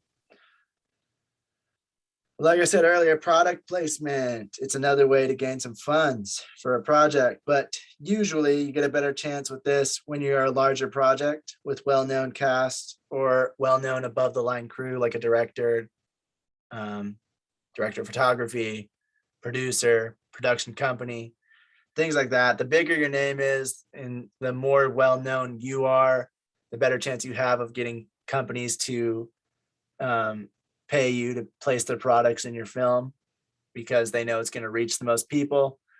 You still can try it as an independent film, especially a low budget film, but just know that because you're not going to have as big of a viewing, as big of a following, those kinds of things, your chances of getting products to or companies to pay you to place products in your film are a little bit lower, a lot lower, really.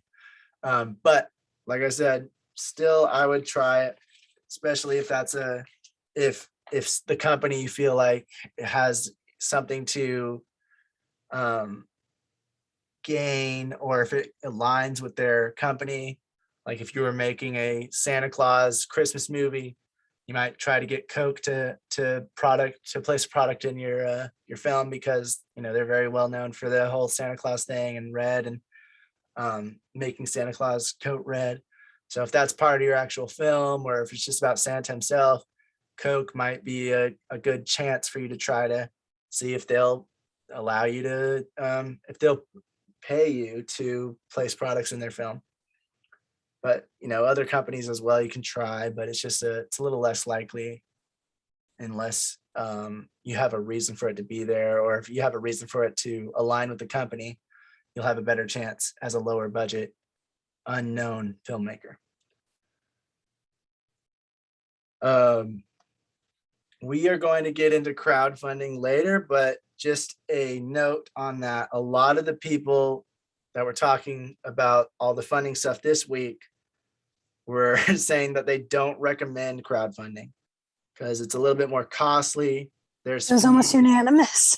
There's pretty much. fees and there's rewards you give out that will eat away into the money that you've gained. There is a platform fee, credit card fee, fiscal sponsorship fee, and you may end up paying like as much as 10 to 13% on the money that you worked so hard to raise in the campaign. There's a lot of positives too, of course, with crowdfunding, which we'll talk about at another point. But yeah, just keep in mind that it's not all positives with crowdfunding. But so it is really hard. It is like a job to try to get a good campaign going and get enough interest in your project and get people to give you money. And then after all that's said and done, the rewards and the fees and all that start to eat away at all the money that you gained. And so then you have a less of a budget than you were aiming for. So that is something to keep in mind. Another way of trying to get funding, there's also like script competitions out there. that offer the chance to win money or funding for their script. Be aware that these often have fees if they offer monetary prizes. It's kind of like you enter the contest and you pay, $25 or something, $50, whatever. And then you have the chance to win 10,000 or whatever the prize amount is if your script wins, that kind of thing. So just keep that in mind. There are some like that. So if you feel like you have a really good script and you have a good chance of winning something like that, then definitely go for it. But if you feel like, you're looking at the competition and you see some scripts in there that are really good and you don't really know if you want to put up that money just to have a chance at getting that money, then I wouldn't really go for it. That would just be something I would do if I felt the script was really strong and really stood out, or was really character driven and the characters were really unique or just really good and clear cut. So that's something to keep in mind. Let's see. If you are trying to get investors and you do have some that are willing to put up some money, make sure to consult an entertainment lawyer so that there's no unanswered questions, right? You both know what's going to happen. Yeah, you might pay a little bit for that entertainment lawyer, but it's going to be better than getting an investor that's thinking it's going to be one way and then it's not at all what they were thinking, and then them pulling their funding entirely, which is why it's good to be honest and upfront. But sometimes some things you don't even know, or you don't expect, or you don't foresee that an entertainment lawyer might be able to tell you based on the location you're filming, and whatever else is specific to that project that you're working on. The entertainment lawyer will be able to help point out some things that you might not have thought of, or the investor might not have thought of, just so everyone's on the same page. That way it's much less likely that they'll try to take their money out of your, they'll try to take their funding back, basically. There's also another thing, if you are making your own music for the project, especially if it's a feature film, there's companies that will, sometimes they'll buy the soundtrack rights from a project and you can get some of your money back from that. So after you make it and after you make the music, companies will offer you money to buy your soundtrack from you so that they own the rights to the soundtrack. And that can be a good way to get some money back or some income for the project or for the post-production, or not post-production, distribution and things like that. And then the last way is, this is a way more for budgeting, but it is a way to really cut down on how much funds you're going to need. Is if your crew are willing to accept deferred pay, it's one of the ways you can save a lot, which is just the crew willing to accept a percentage of the profits of the film if it's to make any money. Instead of pay up front, they accept percentage of the profits. So then when you distribute, if it does make money, they get whatever percentage that contract said they would. And if it's really successful, everybody gets a lot of money. If it doesn't make anything, nobody really gets any money. But that is a way that you can try to see if they will accept that, because that'll bring the budget down. But you just want to be upfront again. You want to be upfront with them and like share the risks, treat them like an investor at that point. You might not make any money if you accept this deal, and then of course you can try to get volunteers and things like that. But deferred pay is one of the ways you can get people that believe in your project and really want to see it succeed and are still hoping to get some money out of it. Then that can be one of the ways you can do it. So, does anybody have any questions or comments or anything to add on any of that before we go on to the next thing?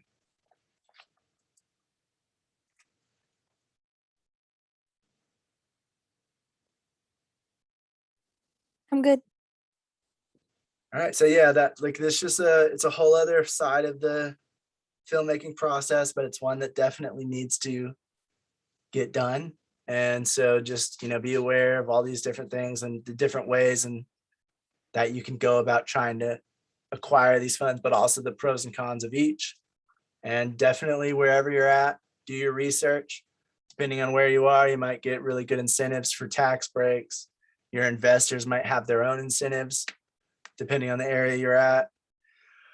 But also just be sure you understand what it is that you're reading, and that you understand what the benefits are and what the cons are to whatever deal you're going with. And just be sure you're up front and clear, honest with everybody, no matter where you're trying to get the funding from or trying to get deferred payment from your crew. Just make sure they understand the risks that, there's the most likelihood is that it probably won't make its money back. Just looking at films in general, most of them don't make money, or at least they don't break even.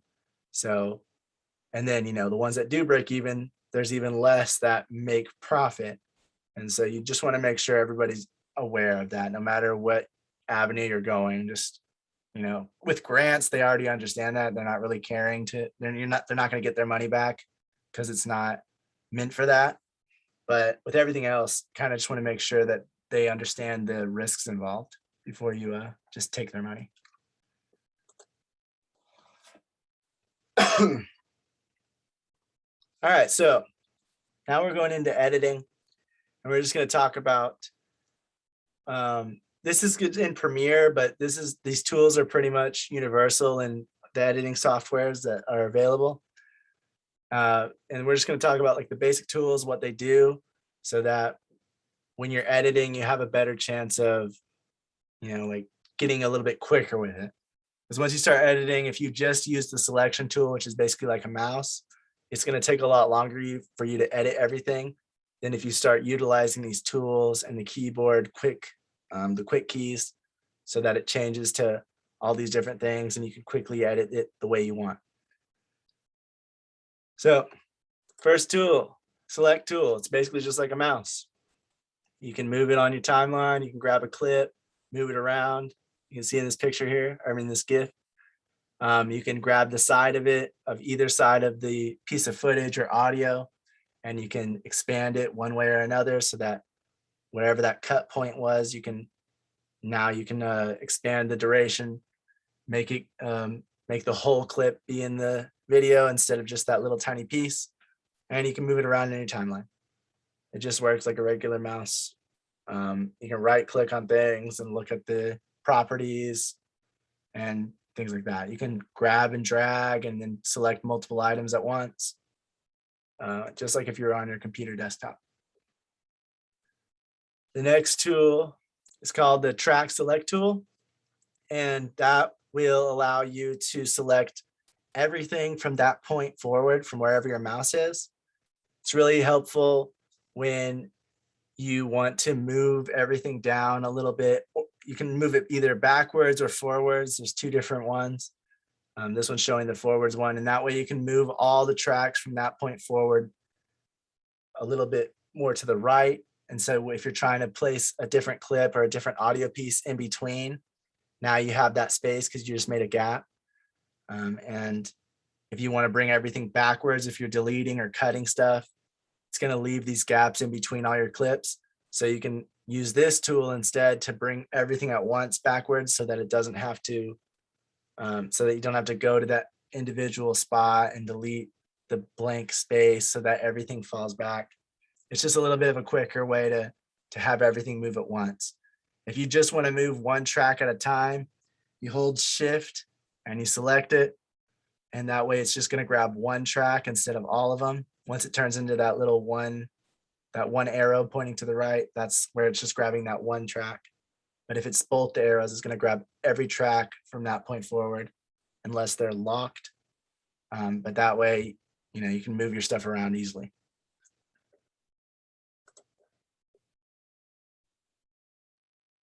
The next one is the ripple edit. And this one's a little bit, it's kind of like, how do I say this?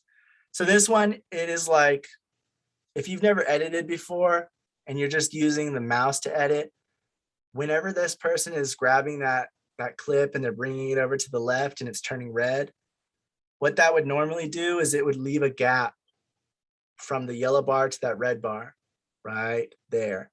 and there would just be a blank space there.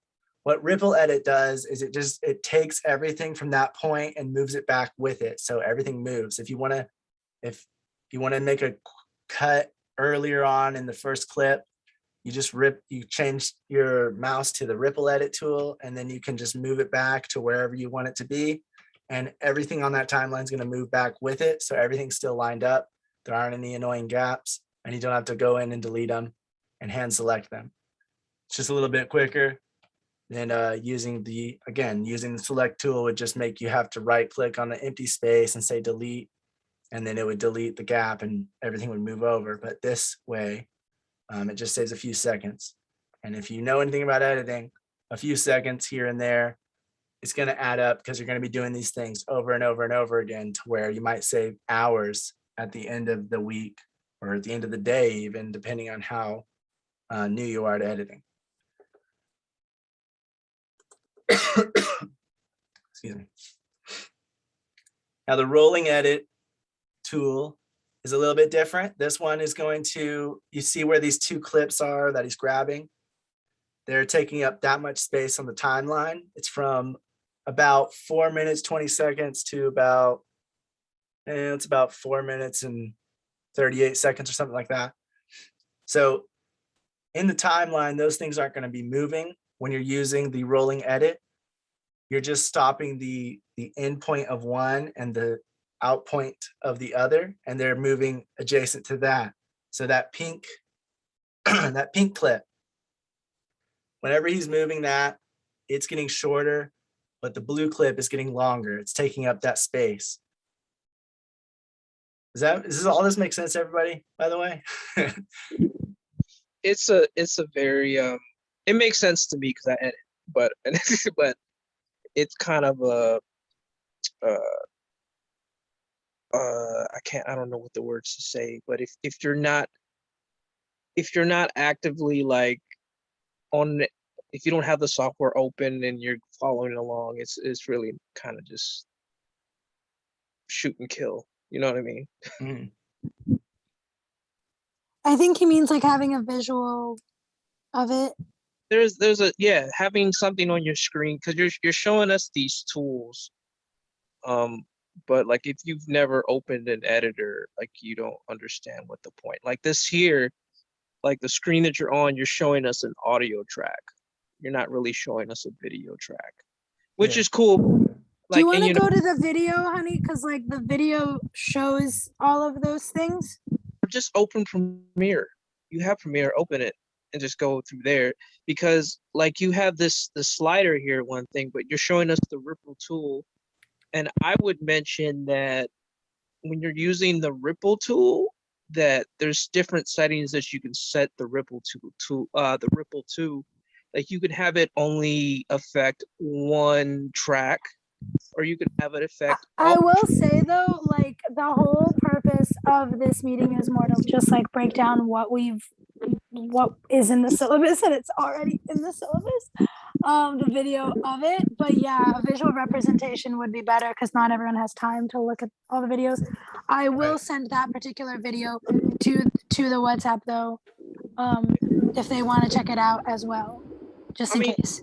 For reference, like, I mean, you're not gonna cover, like, there's only so much you can cover with the time that we have, because Exactly. there's a lot. It's gonna take you years to learn the software. No, exactly. And that's why we were like, oh, we look at the syllabus and then we meet up and we talk about, oh, so we learned this, and it's kind of like just a recap of everything, like a quick recap for those that either want a recap, couldn't see everything for whatever reason, or didn't have access to it, or couldn't go through everything. But yeah, and is there any way you can show it in Premiere, and then I can just send the video through WhatsApp, and we can I'm showing it right now. Okay, cool. I'll send the video through WhatsApp, and if anyone wants it through email, let me know as well. So it's just like quicker, but I can send it through email as well. V, would you like it through email as well? And I can send it so there's like the person explaining as well. I would like you to send it to me as well, if you could. Oh yeah, sure. So Sarah and gotcha. All right, so this is from our exercise for the ADR. I'll show, let me see. So right now I'm on the select tool. And if I grab this piece of footage, I can bring it to the left or I can bring it to the right. I can put it right here. I can grab the beginning of it, which would be, this is where we began it at. If I grab it with the edge using the select tool, I can grab it and then I can change where the beginning point is. And you see on the what do you call it? The video, where you can see the video, Here you it can is. see where it begins, where the new end point would be. The end point's where it starts, the out point's where it ends. And so if I want it to start where he's blinking, that where the dinosaur's getting ready to blink, then I'll put it right there. And now if I take the clip, I drag it back over, that's where our clip now begins. And so the select tool is like that. You can also use it to scrub through the footage, see what it looks like, if there's anything that it needs to be, any errors or anything that's missing. You can do that pretty quickly by just grabbing it and moving along. This process that he's going through, that he's showing you, is called trimming and cutting. You're going through a whole clip, finding the points that you want, and you are putting that in your timeline, which he has in his timeline. And he's either going to extend it or trim it down to a point where to the points where he just wants to show from one point to the other. I sent it through email and through the WhatsApp. Let me know if you guys got it or didn't get it for any reason. And anyone else that would also like me to send it through email, I automatically send it to V anyway. But if there's anyone else, let me know, other than Sarah. All right, so trimming it is using this and it's grabbing one of the edges and bringing it down or moving it around to change where the start or the end of that clip is going to be. If you use I will this, say, sorry, just real quick, we do understand that not everyone has time for the whole syllabus. I'm sorry if it came off like, well, you should have checked it. That's not what I meant. I just want to make that clear. I just mean that like the video that explains it a little better, I'll share it more. And I try to share like the main most important ones through WhatsApp every now and then or through email every now and then. It is just a lot and we're also studying, so sometimes I don't always have time. But I just wanted to make that clear that I didn't mean like, oh, you guys should have checked this, just in case it came off that way. Sorry, honey, go ahead. No, all We know good. it's okay. Thanks for clarifying that. But yeah, no, awesome, very cool. Thanks. So I really appreciate everything, and I think that this course is fucking kick ass, and everything that we're doing here is awesome. thanks. Mhm.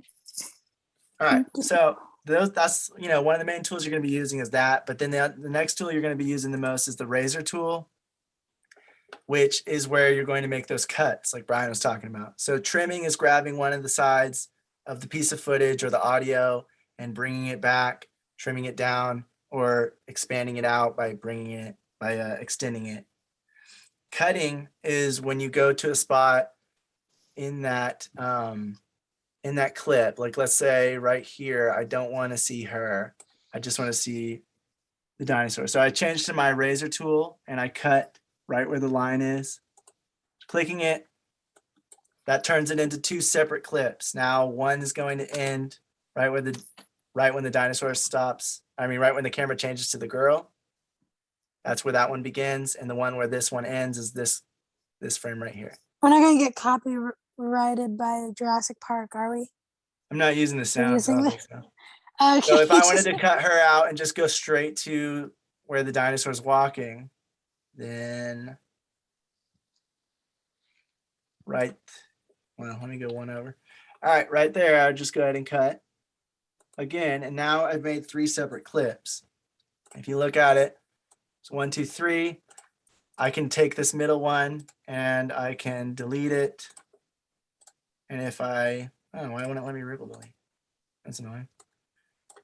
Anyway, now if I put those 2 clips together, it goes straight from the dinosaur looking around to the dinosaur walking. No girl in between.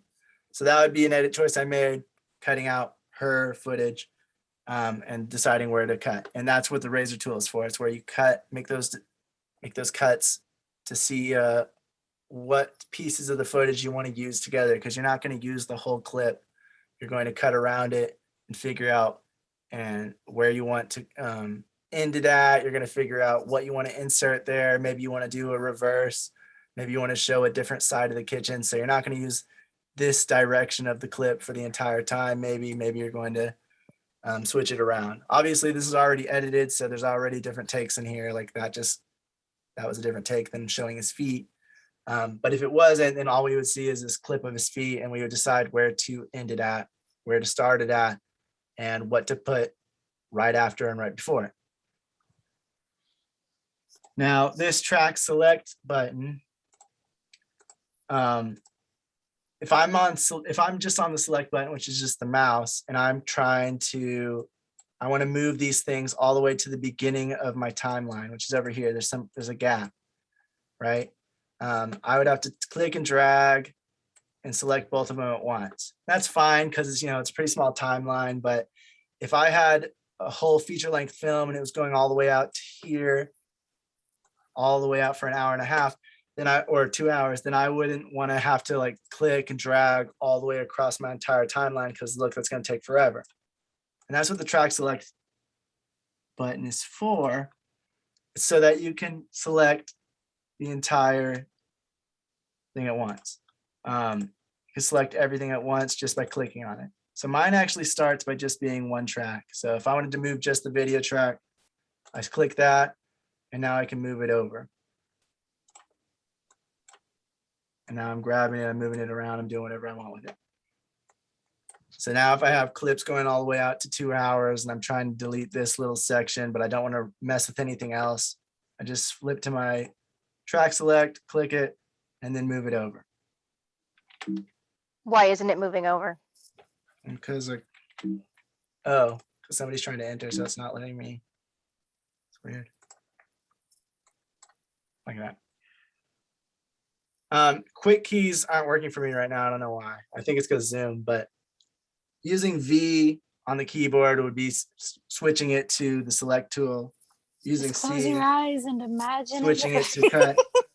Oh, it's working now. So it must have just been now when someone's trying to enter. It should also so there are two track selection tools. One is forward and one is back. Yeah. And so basically the forward one will select everything after the clip that you click on, and the back will select everything from before the clip that you click on. Yeah, so that's why if you want to move anything, like you want to put something further, you can select everything that comes before it, or you can select everything that comes after it. So those are the two. That's cool. Really handy. Really handy. Yeah, why isn't this No, working? yeah, Coda was like demonstrating it to me. And I Okay. was like, wow, the amount of time that I've lost editing, like, so yeah, I did not know that. I mean, I knew that those existed, but I was always like, oh, they probably don't make that big of a difference, right? Or they're like, It's all about saving time. Yeah, but I always thought, oh, they're not that specific. How can I make it as specific, or how can I get it as precise? Because that was always my thing. It's like, oh, yeah, then I have to go back, and then I have to do the thing and cut off that little piece. No, it was just so much, and I was like, oh, I'll just do it by. It'll take 3 hours. It's fine.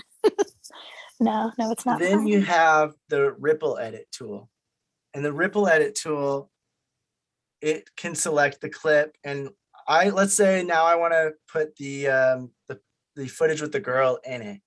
I don't want her to not be out of it. I decided I want it back. Someone wants to know, is Premiere $30? She was kind of asking it before. Okay, good thing you clarified that, because I was like, what the frick are you, what? She's asking if how much is Premiere Pro? Premiere Pro runs on a subscription-based service, so it's I don't know how much it is a month. I think it's like 34. Let me look it up. I'll look it up. I read 'Cause it the used to syllabus, I just be- don't remember It exactly. used to come with the computer, right? If I'm not mistaken, like it used to come. Yeah, to some, Yeah. it's a subscription based one. So there are certain editors that are not subscription based. Actually, the thing I'm editing on isn't the subscription one. I bought an older version of Premiere Pro. Yeah, I think that's what, CS6? It was the last one before they went to subscription. Actually, mine's 5.5, but yeah, like after 6, they went ahead and went to subscription and had it all online. So Oh, yeah. what? Okay. Okay, that was something else. Whew, I was like, what? No. Okay, Premiere Pro is $20.99 a month. Professional video and editing. Premiere Rush is $9.99 a month. Create and share online videos, fast and easy. After Effects is $20.99 a month. Audition, whatever that is also $20.99. I mean, you can get Animate, the whole package $20.99. deal at once for like, I think it's like 50 something a month. Oh, I think that's what it means. Creative Cloud, all apps. Yeah. $52.99 a month. Yeah. So if you Yeah, want so to get that all the includes apps that come with Premiere, After Effects, Photoshop, yep, Animate, Illustrator, all apparently. that stuff. Yeah. Illuminate or whatever that one's called. Audition, Animate, Wait, is there like a Premiere okay, like Rush. I'm like probably like the most broke person in this group. So $30 a month is like Honey, I don't have a job yet, so I win. but So okay, if but you, $30 a there month are is cheaper like- versions. We will get into editing software later as well, but Let her finish. What was she saying? DaVinci Resolve has a free version. If you're just doing like basic stuff, Premiere Elements is like, I think it's like $100 and it's like a scaled down version of Premiere Pro. Isn't that worse? What? Wait, so it's a worse version of Premiere Pro, but it's $100 a month? Yeah, but it's $100 for the whole thing. Like it's Oh, not. okay. Whole thing, like subscription. one-time purchase. Brian, I think we're getting some interference from your microphone. Yeah, it's a little. Yeah.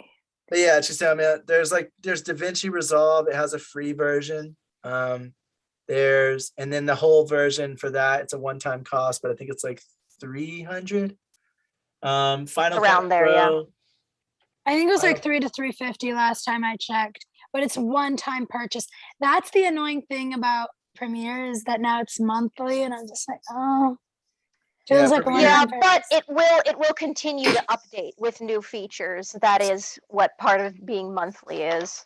Yeah. Yeah, but $50 a month. Once you think about all the Yeah, like if you features, guys look at is mine and not- you look at the one that's like the online version, the new version, that's the subscription, it's very different looking and it's very, it's a lot better. It has a lot more features because they're constantly updating it and it's more involved with everything else. So it's easier to, go from After Effects to Premiere Pro and things like that than it was before when it was like a one-time. So I purchase. would say, Chisom, like Premiere Rush is $9.99 a month, and it says create and share online videos fast and easy. Premiere Pro is professional video and film editing. So depending on what you want to do now, maybe the Rush would work.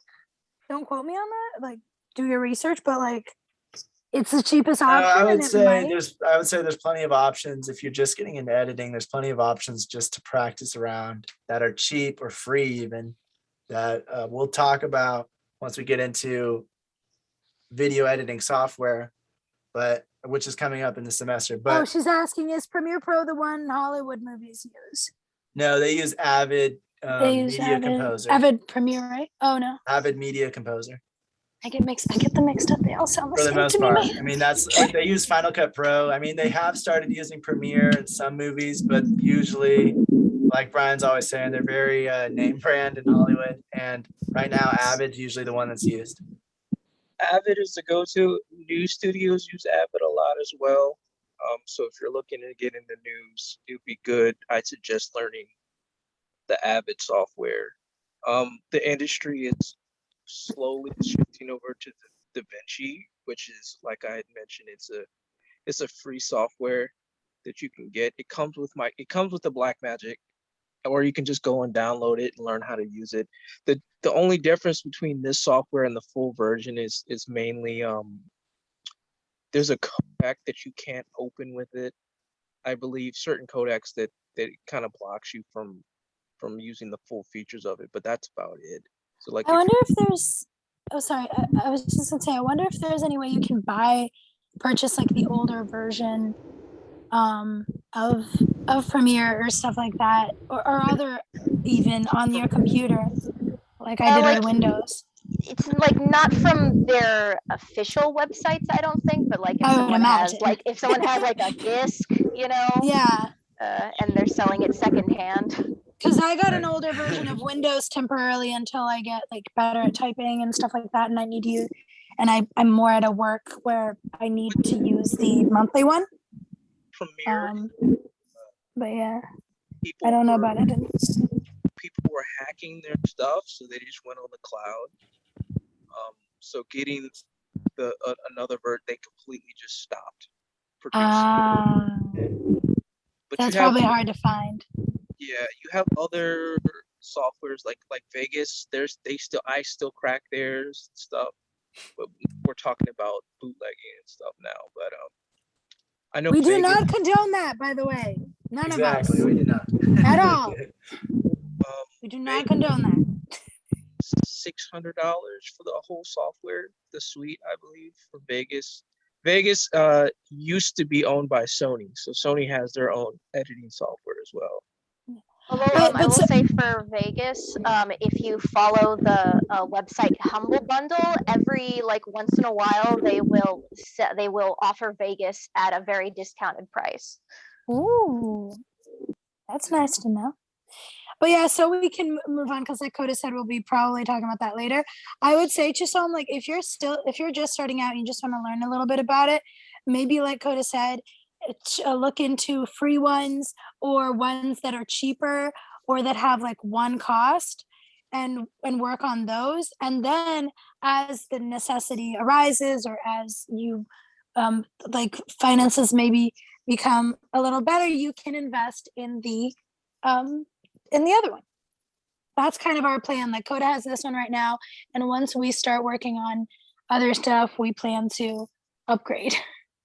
Oh, but there Nobody's gonna are let me use this one. there are a lot of places, though, I will say, that you for example, like we are part of a filmmaking thing that we paid for, and they actually give you a discount when you sign up for certain editing softwares, when you purchase certain products, because they have like affiliate links or affiliate codes. So sometimes you can find someone or a company or something that has a discount as well for first time purchase, first month, first 3 months. Black Friday, end of year sales, they always give like 3 months free, stuff like that. So that's also something to look into. Yeah, I don't know. For anyone that's just starting out, I would say try to get a free one. DaVinci Resolve is one of the better ones that are free to get because it is more up to like an industry standard in a way. Like it's not the it costs money to get the upgraded version, but for having a free version that can do what it does, a lot of people give it a lot of praise, impressive. and it's very impressive for what it can do, for especially for a free software.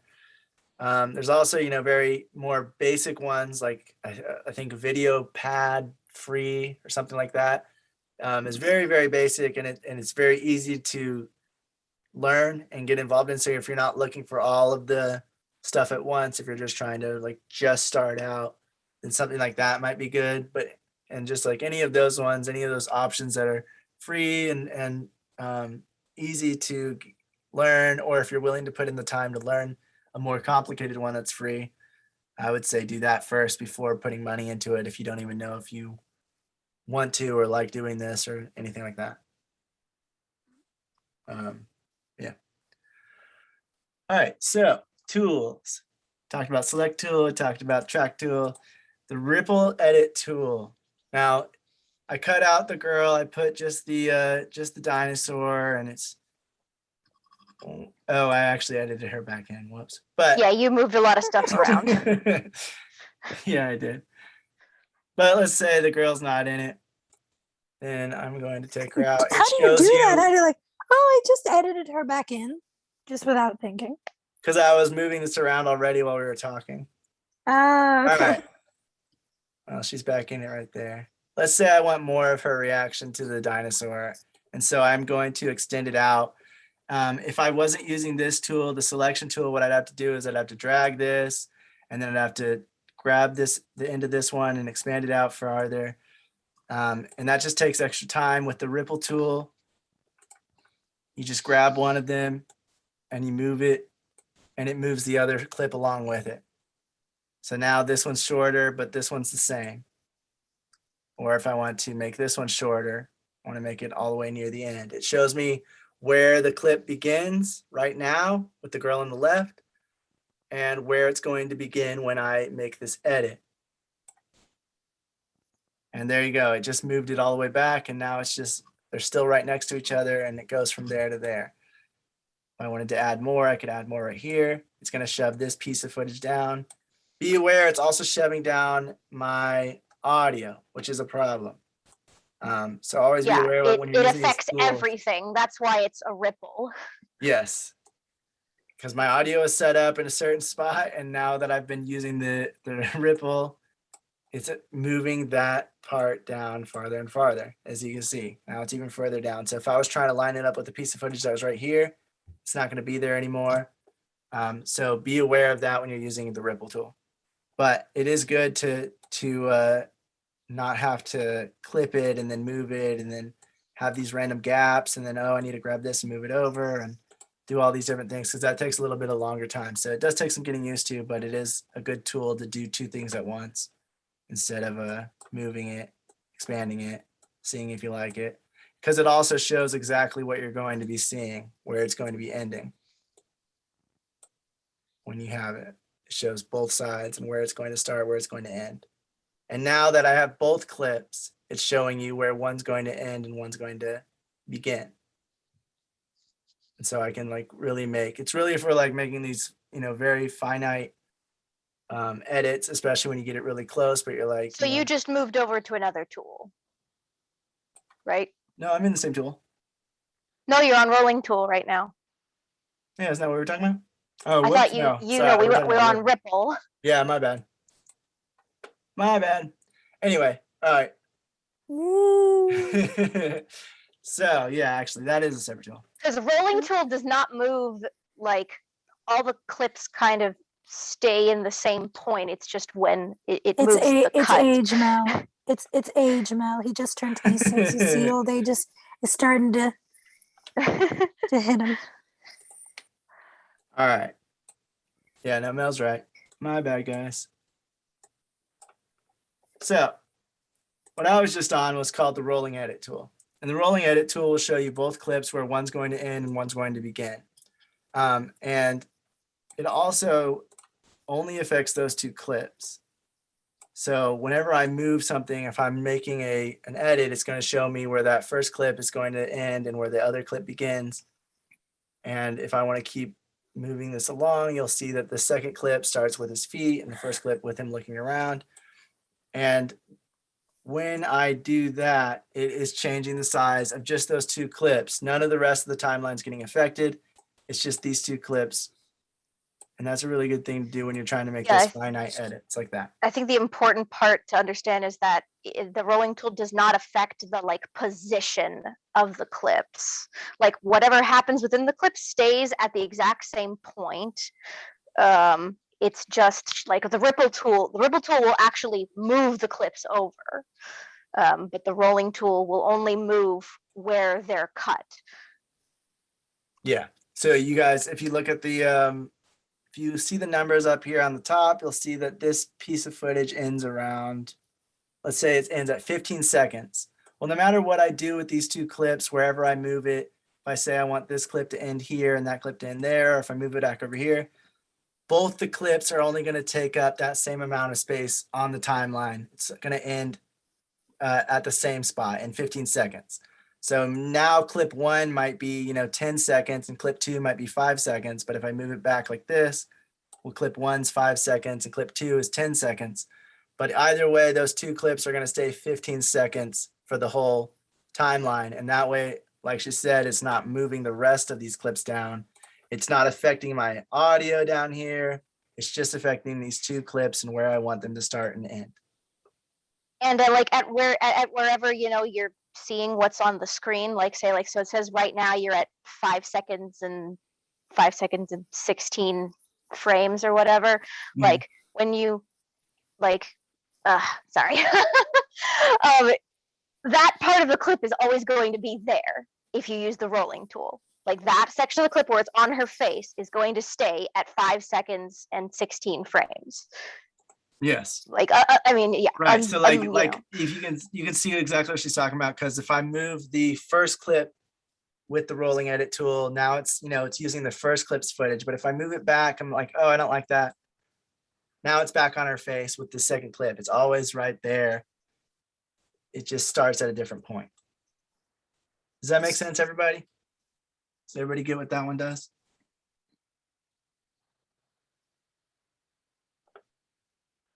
Yeah, because right. the ripple tool will actually move things to start at different points. Yeah, the ripple tool will affect the entire timeline and shove everything back. And the rolling edit only affects the two clips that are adjacent to each other. Now, if I want to move this clip forward with the ripple tool, it shoves these two clips further down the timeline. They're still the same size. So this clip, if it takes 10 seconds to get through this clip, it's going to stay at 10 seconds no matter where I move my first clip. It's just going to get shoved down or closer in the timeline, depending on where I want my first clip to end. But with the rolling edit, that second clip's going to get smaller or larger, depending on where I want to make that cut, but it's not going to move the rest of the timeline down. All right, now you got the rate stretch tool, and the rate stretch tool actually changes the what's it called? Duration of the clip, which affects the speed of it. If I'm taking this clip in the middle, if I'm taking this clip in the middle, where does it start? With her face, and it goes all the way to the dinosaur walking and all that. If I'm taking that, and let's say it's taking too long, or it's just, it feels too slow, I can use this rate stretch tool to go down the timeline a little bit. And now it said it has a percentage mark right on that clip. It says now it's playing at 116% speed. So now it's faster than it was earlier. But let's say, you know, let's just do a really dramatic version so you guys can see how fast it moves when you, now it looks like it's in fast forward. And that's just from using that tool and bringing it down all the way. And it tells you how fast the percentage is. You can also do the same thing by right clicking on it and doing speed and duration, and it'll show you what the speed is. Right now it's at 186% speed, so it's going almost double as fast. And you know, you might want to do that. You don't want to do it to such a crazy extent, but depending on what you're trying to do, using that tool can really quickly change the length.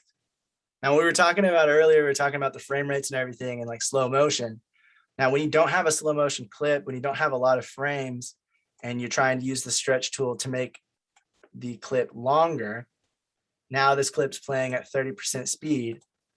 It's going to make it look jolty and really bad. It looks very jittery. It doesn't look good. And that's because I don't have those frames there to smoothly show what is happening. Like there's no information for the editing software to figure out what to put in between. So it just looks very jolty because it's trying to figure out how to stretch that time. If you have like 120 frame clip, then you'll use those 120 frames and it'll look a lot more smooth, and you can slow it down to that speed, to 120 frames compared to whatever it is right now. And it'll look a lot better, and it'll look more like how you would picture it in an actual film. But if you're just using it with this tool, when you don't have a piece of footage that has a high frame rate, then it's going to make it look jerky and ugly like it just did. So just be aware of that with the stretch tool. It doesn't automatically improve everything. It just changes how fast or how slow it's going to show that clip. And if you don't have enough information in there, it's going to make it look weird. Next down the list is razor tool. We already talked about that. That's just to cut the clips into pieces, making different clips, the audio into different pieces of audio. And that way you can switch between. On the keyboard for Premiere, you press C, and that'll bring up the cutting tool, the razor tool. And then you press V, and that'll change to your select tool. And that way you can easily make cuts, move stuff around. Oh, I don't want that piece of audio. I'm going to bring it over here. And then you can make a bunch of adjustments just from going between those two tools. Yeah, it's super helpful when you like get really good at those tools. You can like just edit stuff so smoothly and so fast together, and you're just like and smooth, and you have a product. Yeah, it makes it a lot quicker. I'm gonna be honest, like I'm still not proficient in it. Obviously, I'm going over here clicking them because I don't remember what the quick keys are. I remembered C and V, but the rest of these I don't use as often because it's a little harder to figure out. It does take some getting used to. Because it's moving stuff down the timeline that I don't want, and sometimes you can lock the tracks so that nothing moves, so that when you are making these edits, they aren't affecting those tracks. And sometimes if you have certain ones selected, it'll only affect the ones that are selected. But in my case, it's grabbing everything and moving it down in ways that I don't want when I was using the ripple tool. So it does take Might getting just be used to, that but your if you mouse do is have slippery. the chance to use it, if you do start to get to know it and you are trying to like see how you would be with editing, it is a good thing to learn. What was that? No, I just said your mouse might be slippery sometimes, dude. I'm working, and the mouse, it just seems like it goes everywhere, and it does everything, and I'm not even trying. And next thing I know, it moved something or did something. So you're talking about the sensitivity of the mouse? Yeah. Well, you can adjust that in your computer. Well, I didn't know. I'll help you do it later. Thank Next tool you can use is called the slip tool. The slip tool is only going to change the in and out points of that same clip so that it stays in the same place and has the same duration on the timeline. So if this clip I'm on right now, this would be clip number 4. If it takes 5 seconds for us to get through that, then I can use this tool and change where it's going to start and where it's going to end. You can see as I move it down, it shows me where it's going to start and where it's going to end. And let's say I want to change it right there. Well, now it's going to start where it showed me on the left, and it's going to end where it showed me on the right. It also shows me what the clips adjacent to it look like. So it's the dinosaur's feet and the dinosaur's feet. So when I'm moving this clip, it shows on the upper left corner. That's the clip to the left. That would be clip number 3. And then the clip on the upper right corner on the timeline, that'd be clip number 5. And it's showing me what those frames are for the beginning and ends of those, so that I can really make the adjustment I want to make. Since this wouldn't really make sense, I want to adjust it to where now it makes sense why there's dinosaur feet all of a sudden. So this is a good tool when you don't want to move it. It's kind of like the rolling edit, except for it's only affecting one clip at a time. So it's just starting the start and the end point of this one clip. I know I want it to be here. I don't actually want it to start where I put it initially. I want it to be a little bit farther and to end. Actually, I would kind of say it's like the opposite of the rolling tool, because the rolling tool keeps the clip in the same position, but it moves where the cut is, and the slip tool moves the clip's position while keeping where the cuts are. Yeah, that's fair. I was meaning like, because well, if you're treating it like it's two, like the two clips are one in this instance, I guess is what I was meaning. Like it doesn't change the timeline around. When you're using slip tool, when you're using rolling edit tool, the rest of the timeline doesn't get affected, only the things that you are adjusting. That's kind of what I was meaning. But yeah, you're right. I mean, I think only the ripple edit tool moves the whole timeline, right? Yeah, I mean, like the track select or Oh, that too, yeah. Yeah, I think that's it. Rate stretch would affect the timeline as well.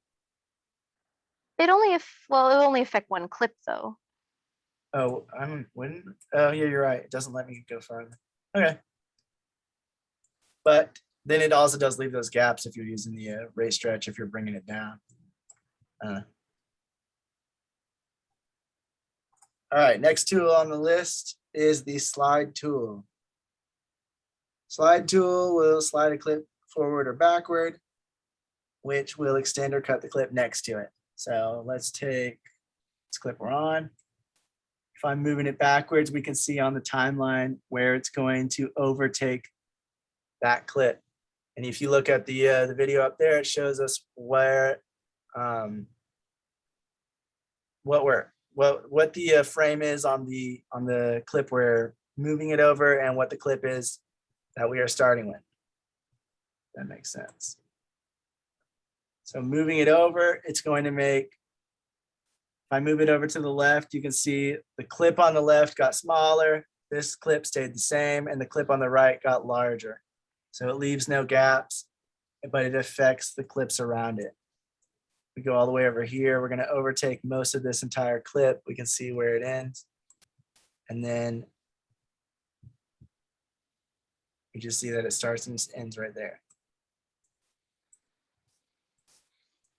So this clip actually affects the other clips around it, and the other clips won't stay the same size. But the one you're editing, the one you're selecting will stay the same size, but the other ones will change compared to the other tools we saw where it'll affect the length of the clip you select. This one makes the clip you select stay the same, but the ones around it all change. Does that make sense, everybody?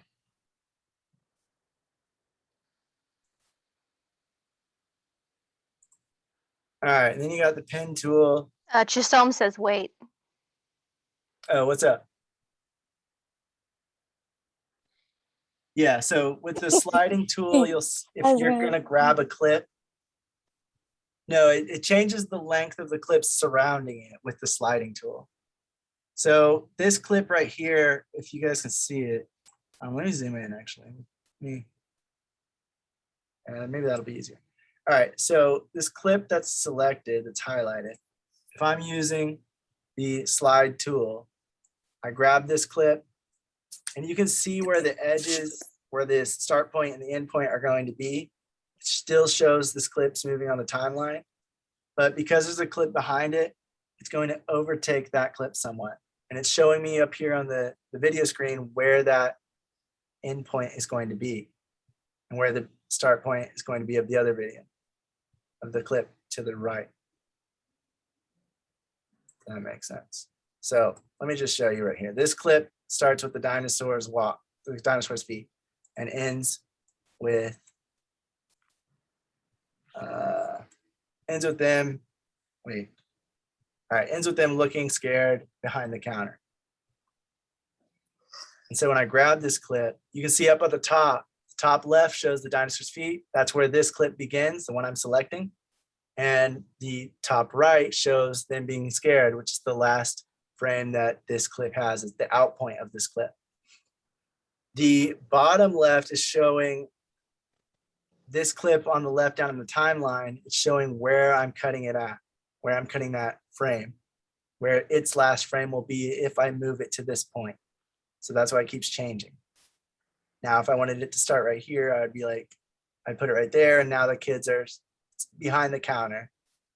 And if I move it over to the right, it's still the same thing. It's just showing where the clip is extending. And the clip on the left is on the bottom left of the screen. I mean, the bottom right, sorry, the clip on the right is on the bottom right of the screen. And you can see that it is extending or it is detracting based on me moving it as well. So now that's where the end point of the clip to the right is and the out point of the clip to the left. But the clip I'm moving itself, it's staying the same. So if I like this clip, but I don't like the way the other clip's ending, and I don't like the way the clip on the right's beginning, I just change this around a bit. And there we go. Now this one starts at a different point, or stops at a different point, and this one starts at a different point. Hey honey, can I suggest something? Yeah. It's 11:43 right now, and we still have a couple more of these tools, if I'm not mistaken. And then you There's have like three, two but they're other- pretty simple. yeah, but it's just like there's two other things, and those topics are going to go on for a while. So do you want to like move them to next week, since I'm looking at next week's stuff and it's pretty simple stuff? Like there's a lot, but it's simple. I mean, I guess. Because it's gonna end like way after midnight, and it might go on a little too late. Yeah, you might. Yeah, maybe. I Alright. was looking at next week's stuff, and it seems pretty simple, like camera stuff that we already went over a few times, so probably just more in depth. What to look for about a camera? That's gonna be a lot of stuff. But Yeah, I know, but like it's stuff that we already went over some, so it's not going to be as much. How much to pay crew. I feel like that's not going to be too long, and volunteer cast and crew is also not going to be too long. I feel like the camera one is going to take the most time. is this next week or Thursday? This is Thursday. Okay. So you want to move transitions and titles to Thursday? Yes, if that's possible. All right. If everybody else wants to do that, sure. I think we're going to end this one a little late. That's all. Yeah. I mean, it is kind of getting late. All right. So the next tool on the list is the pin tool. And what the pin tool can do, if you're down in the timeline, you see this little yellow bar here. This is actually showing how, I'm going to go to the clip. This is actually the opacity right now, showing it darker or lighter. Since there's nothing underneath, it's turning black, but showing like how translucent it is. And if you do the pin tool, you can make what's called keyframes, and you can add them anywhere in this list, and you can move them around so that it gets darker or brighter in different areas. And now it gets darker, and then it gets brighter, and then it gets darker again. It's not darkness, it's just the opacity. Like if I put it over a different clip, you'll see it's not. It's transparency. Yeah, that's what I'm talking about. Transparency. Words are hard, Mel, but thank you. But opacity is the word that is used. It just means Oh transparency. no, okay, no, I'm not. I'm not like being like, thanks, Mel. No, I mean like seriously, words are hard. See, now it's doing like this fade in, fade out kind of look. And you know, that's easy to like, you could want something exactly like that in your film, just to show like a glimpse of something happening. Her freaking out while the dinosaur is moving. That could have worked for the film. You know, it's a choice. I don't really think it works, but it could. But an easy way to start adding those keyframes of where you want to make those edit points at is by using that pin tool and just kind of clicking around and showing where you want to move it around to. So now it gets brighter, it gets darker, and then I want to make it super dark right here. And now I want to add another keyframe, make it bright, or you know, fully opaque. Opaque? Is that what I mean? Opaque. Yeah. That's what I mean. Words are hard. I told you words are hard. All right, but then you can see that the clip is now going in and out, and it's fading in and out a lot. And that's just because it's going from nothing, it's going from 0 to 100 over and over again. And you can do anything. You can also use the pin tool for other effects. You just have to go in the effects window and kind of tell it what you want it to be, I believe. I'm right, Mel? Yeah. Like I could do Yeah, you can do another it. You can do effect it by entering numbers in there. So if you yeah, if you do the drop down on the opacity one, then yeah, you can change the value. And okay. actually yeah, you can change the, you're just if you could, 'cause it should be showing you it should be showing you to the right of that. It should be showing you some like the timeline of your clip. I think it's just that there's not enough space on your layout right now. Which is showing, what would it be? If you like, can you move the what do you call? Can you move the panel that's like the things that are to the left of the effect controls? Can you make those smaller? Okay. Maybe I just don't have it. The section where you would place keyframes? Is that right here? No, yeah, but it should be represented within that panel, Huh. like a Well, like like you a said, miniature it's an timeline. it is an older No, I probably version. just It might don't have have- it in my. Okay, Yeah, I mean, it is an I'm older not. one. So I'm maybe not used to that. yeah, it is an older version, so it might. It could So be you that, just or it move. could So be I that guess. my So I guess you time. would just move around on the timeline. So like, if you were to go to a place on the timeline that doesn't have a keyframe, then you can go to the opacity and change the number value, and it would make a keyframe with Right. a different number value. Yeah, and you can also like select one of these other keyframe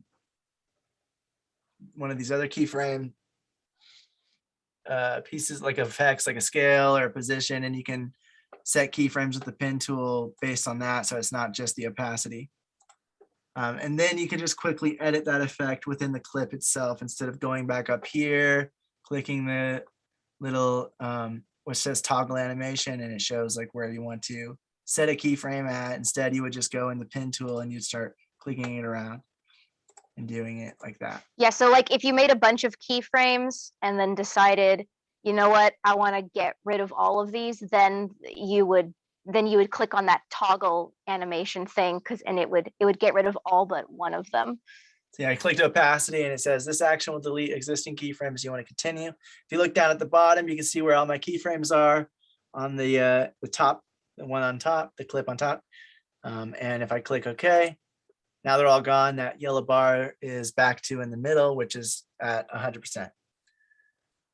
So that just quickly adds, lets you quickly change the effect that you're working on without having to keep going back up here and then back down and up again. Next, we have the hand tool. Hand tool is basically just so you can move the timeline around without actually selecting anything. So if I was trying to do the same thing with the mouse and I was trying to go down here and grab this and move it around, but I accidentally grabbed the audio and moved it. Oh shoot, now I have to undo that, and all those things. Like, it takes a little bit more time. So instead you can just grab the hand tool and you can move it to make sure you're not going to grab any of these clips on accident. It's just going to move the timeline so you can view it. There's that. Next, you have the timeline like this, and you have this little slider bar that shows like a little hill, and it shows like a big mountain, and that just means you're zooming in or you're zooming out of the timeline itself. And if I zoom all the way out, these look like little tiny clips now. But if I want to go frame by frame, I zoom all the way in with it. And now I can see each individual frame is one of these lines up here at the top where the actual time of the clip is. So 5 seconds and 9 frames is right here. And I keep going. There's 3 frames in between, and it's 5 seconds and 12 frames. But the more I zoom out, the less I'm going to see. And I see these lines still, but they're very separated, and they don't mean each key. I mean, they don't mean each frame anymore. They mean, I don't know exactly, but they mean a certain different amount of time. So the last tool is the zoom tool, which you can also just use like the plus and minus on your keyboard to do this. But this is so you can select a certain area of your timeline. If I wanted to go right in between these clips right here and zoom in, I can start zooming in that way. And as you can see, as it got bigger, it started moving me over here, so I could see exactly, I could see the spot that I'm clicking would zoom in instead of it just zooming into the entire timeline itself. you just zoom in like this, it starts zooming into where your Playhead. mark is, your marker. What'd you call it? I think they call it the playhead. Okay, so wherever your playhead is, it just zooms into that. But with the zoom tool, I can say I want to look at the end with this audio clip. So I'm going to keep clicking on that, and now it's bringing me over to the audio clip, and that's all that is. And I think that's it. Does anyone have any questions or comments or anything to add? No. Would you like to add anything? Anything? Yeah, Ron. No, I just know you know more about this stuff than I do, definitely. So. Yeah. And like, yeah, like I mean, I kind of wouldn't know where to end. Yeah.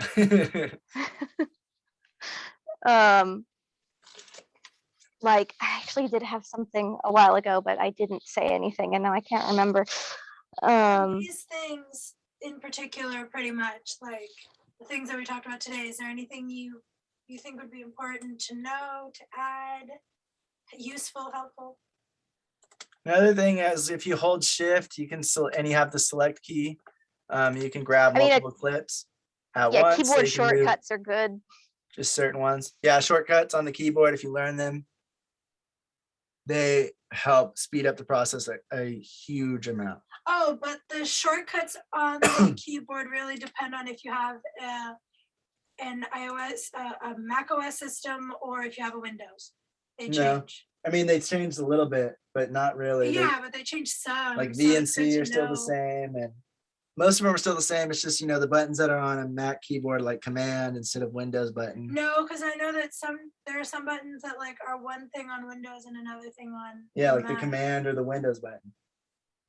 I think it's more than just that, but maybe not. I don't know. I don't know very much about computers. I just know that was annoying when I was transitioning, and there were Alt is buttons that I didn't option. know. Option would be it instead of Alt on Yeah. a Mac keyboard. So yeah, there's different buttons, but for the most part, the layout is the same. And like switching from C to cut, or it's a razor tool, but I just call it cut. And then V to select. Switching back and forth between those is easy. And then all the rest of the tools, If you also hover over like them, the they'll tell you what. Command Z to undo something. Mel's talking. She forgets things. Go ahead, Mel.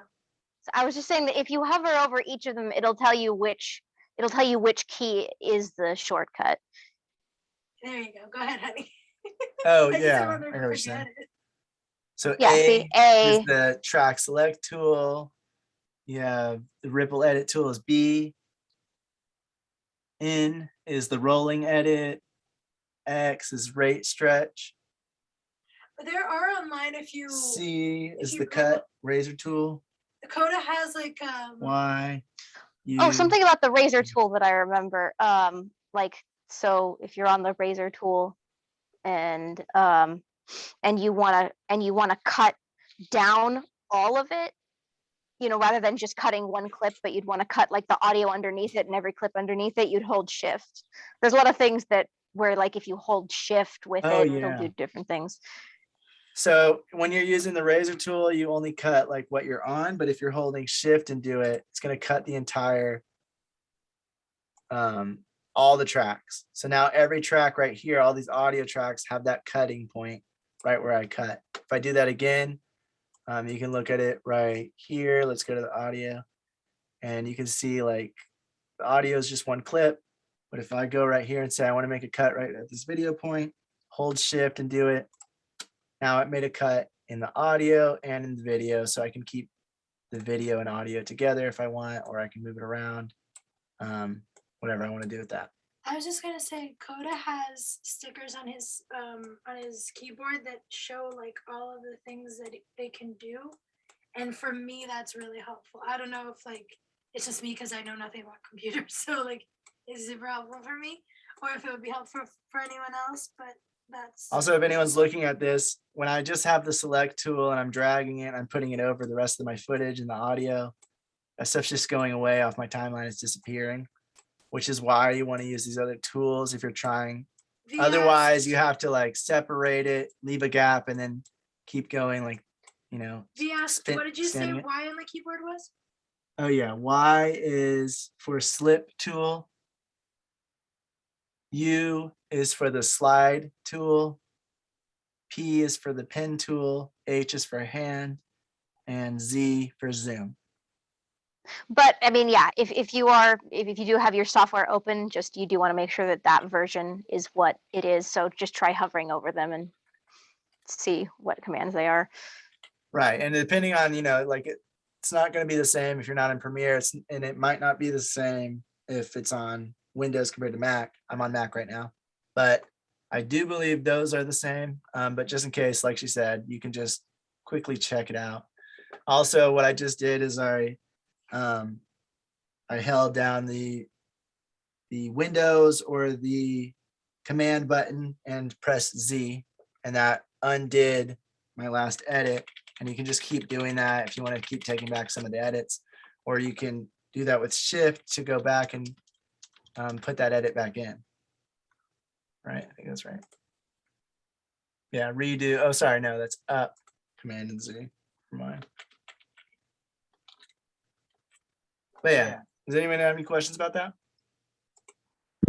No, but just know that these tools are good to know, but it's not mandatory that you use all of them, because at the end of the day, they're all being used to accomplish an edit.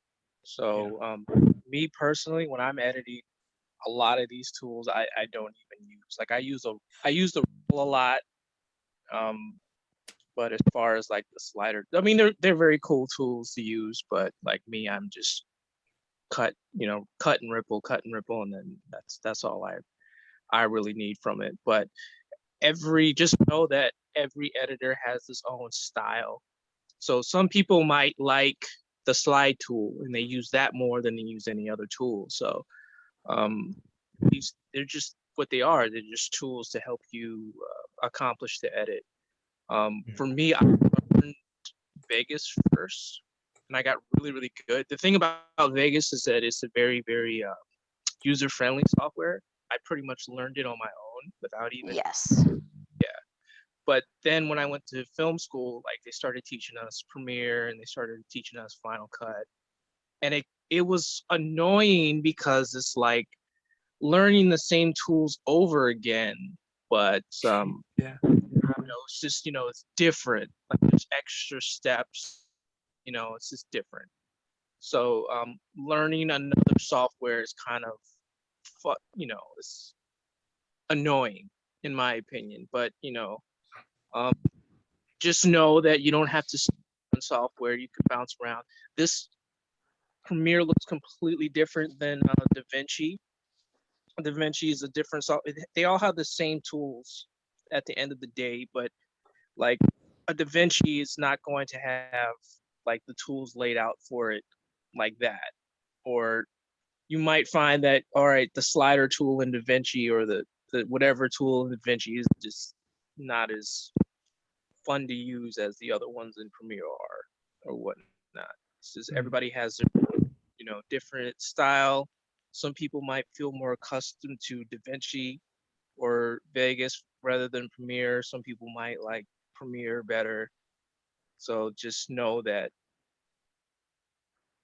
it's not going to be the same. It's the same. Yeah, it's going to be very different. It's going to be different. Like for me, like these tools, like I said, a lot of these tools, I don't even because I use Vegas a lot. So I'm so used to just cutting but when I am in Final Cut or if I am in Premiere, I probably would use those tools a lot more just because like it's just hard to explain the differences in the different softwares for me. So yeah, but I know what he means because like I learned on this video pad, whatever it was called, which is like a free one that is very basic. And then I went into Premiere, After Effects, and I used at first, what's it called? Elements, which is like the scaled down version of Premiere Pro. And then I got Premiere Pro. And even then, like when I'm trying to use another one, like I tried to use Final Cut at one point. I haven't tried to use DaVinci, but I've looked at it. It does. It looks very different, and there's like a learning curve there whenever you're trying to figure it out. A lot of the tools are similar, but they are different. They're named differently. The quick keys are different, so it does change. Like there's a learning curve to each software, and that's why a lot of people will stick to the same one that they've used ever since they started. It's just because it's easier, and they know what they can expect from it. They know where to find things, because other ones will have And I would imagine, different workstations and stuff. What? and I would imagine it's kind of like playing chess and checkers, where it's like confusing when you're so used to using one, and then you also have to use another one and the other one, and you mix them together, and you're like, wait, which one does this one have the button up here, there? What does this button mean again? Compared to the other software. Yeah, Like, it can because be if like you a get real used to like one software's way of doing things, and then you go into another software and you're like expecting it to be the same, or you accidentally click a button that's not the same, it'll be a little annoying, because then you have to undo what you just did and all of that. But they all generally do the same thing when you're talking about basic stuff, like the tools and like cutting and putting the clips together and audio and like basic effects, like basic audio adjustments and like opacity and things like that. They all do that stuff. They just differ in like specialized little things that they do differently, but you'd have to like look into that a lot more and kind of know what you're looking for to be able to figure out which one you really need. And like some things are better, like some editing softwares are better at certain things than other. For example, like when we get into titles, they say that Premiere has a lot more options. No, After Effects. Oh, After Effects. After Effects, they say is good for titles and like basic graphics. They say DaVinci is good for color grading. DaVinci Resolve is the best for color grading. There's all these ones that have their unique specialties. Speciality. Hard question, but when is it bad editing and when is it a style? I would say bad editing is when it wasn't meant, like they don't have anything to work around, or if they just like lazily. One person said it was pretty lazy, like with transitions, a dissolve into the next scene, because they don't really know how to put it together, so they just put a dissolve in there. Sometimes it works, every single time. but if they're just putting Yeah, it in there to make it, because they don't have any like footage, or they didn't figure out a way to make it work any other way, it's kind of like a lazy way to get from one scene to another. And once you can get away with it, but like there are so many videos where they do it over and over and over again. It's just like, okay. And then I would say like bad editing would be if it just doesn't make sense continuity wise, space doesn't make sense, time's not making sense, because like The Room. Did she watch The Room with us? I don't know. I think she did. The Room had like so many questions of where these people are popping up from. That's partially to do with the filming, but also the edit can work around it at least somewhat. But the edit was awful too, and so it just seemed like people were popping out of nowhere. There were continuity like issues all over the place. So that's what I would call They were cutting bad to like edit. instead of cutting back and forth in like regular in one moment, it would be the same conversation, but the person would be on the other side of the room somehow, and it'd be like, what? How did they get there? Yeah, it should be a continuity and a spatial awareness error, which we'll learn more about when we're talking about editing further. But it just feels weird and sloppy. For example, like Yeah, I think maybe the most important thing about editing is what they call flow, yeah, which is like the pacing of a scene. So like if it doesn't like that's very important when you're editing, is to make sure that your scenes are well paced. yes. yeah, like again. Otherwise, it'll either bore the viewer, or it'll get them confused, because it'll be happening so fast they won't be able to register what's going on. They can't connect to it. So yeah, different things like that, I would say. But it is like style. A good example of style is like, again, with Jeremy Johnson, because he's awesome. But he does a lot of like his movie reviews are very quick, so he will do like quick cuts, and it'll be like very much like he's talking super fast, and he'll cut super like, what is it, a jump cut? Yeah. Yeah, he'll do a lot of jump cuts in his editing. It'll just seem like in the beginning, I was like, whoo. Like it takes you back a little, but it's his style and it works for him. And it just feels like a person who was really excited to talk about movies and who's just talking really fast or talking like, oh, and this other thing, and this other thing, you know, like. Yeah, I would say just like a conversation. the best example, well, I don't really have an example, but the best give a example short- I can make up myself is like if the editing was jerky, like if it went from, well, actually that, if it goes from that to that, that's obviously very bad. But if we were like going from her to him or something and we flipped it around and maybe we broke the 180-degree rule on purpose in the editing, because at that moment they are very scared or they're taken aback or something very emotionally disconnecting happens, so that we are taken aback with the character and it's not just us seeing them and it's flowing well. It is edited like that on purpose, Purposefully, yeah. purposefully for us to feel the same thing they're feeling, which is like it to be jarring, it to be disorienting, and it to be confusing, which would be why they would do that. But otherwise they should be, the editor would be looking out for 180-degree breaks and make sure that Oh, I try remember. to One of try to them make did it flow. What? Sorry, I remember one of them did say that, right? That there is nothing worse than an unintentional 180-degree rule break. Like and even when it is intentional, but it doesn't look intentional. And I don't remember which movie he gave, but it was like a pretty huge movie. And he said this was supposedly supposed to be intentional, but it did not feel that way, and it just came off weird and jarring. So yeah, like Mel said, it's all about the flow and it making sense, and it not, if it is going to jar the audience for like a reason, part of the story, part of your conversation. Yeah, you have to have intent behind it, and you have to make sure that what you're trying to say is correctly communicated to the audience. Yeah, and so having an editor that knows what they're doing and knows the film is hugely, hugely important, because the film, like, if it's comedy, if it's drama, the timing of the edit, how long the editor decides to stay on a clip. We're going to learn a lot more about cuts and stuff later on, like L cuts, J cuts, and things like that, where the audio either leads into the next clip or the audio from the previous clip keeps going into the next clip.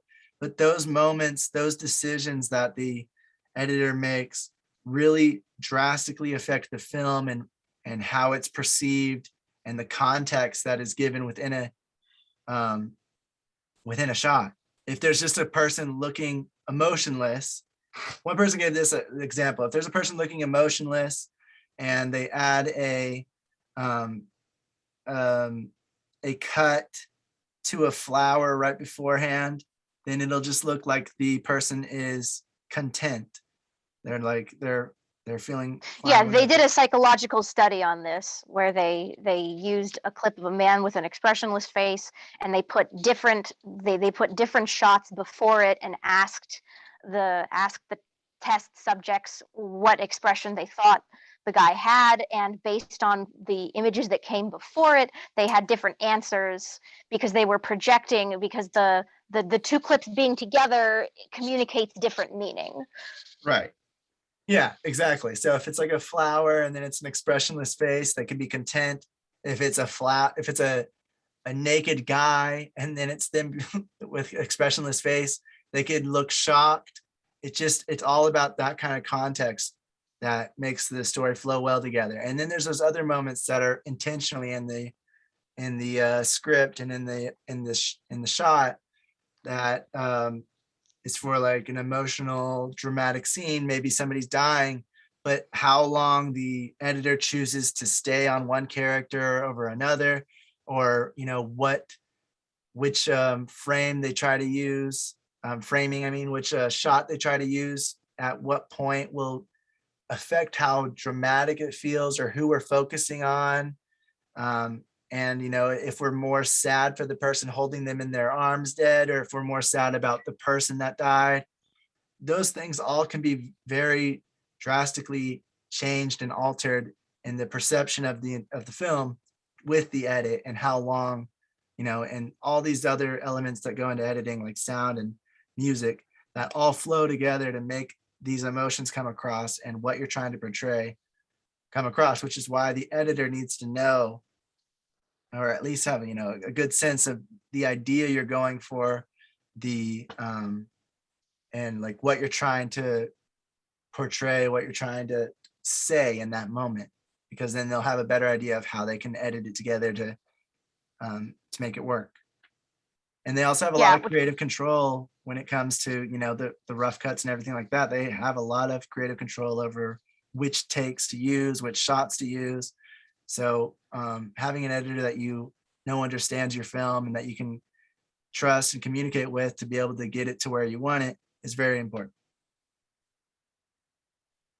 Which is also why some directors decide to just edit their own stuff if they know how to edit, because they want to have complete creative control.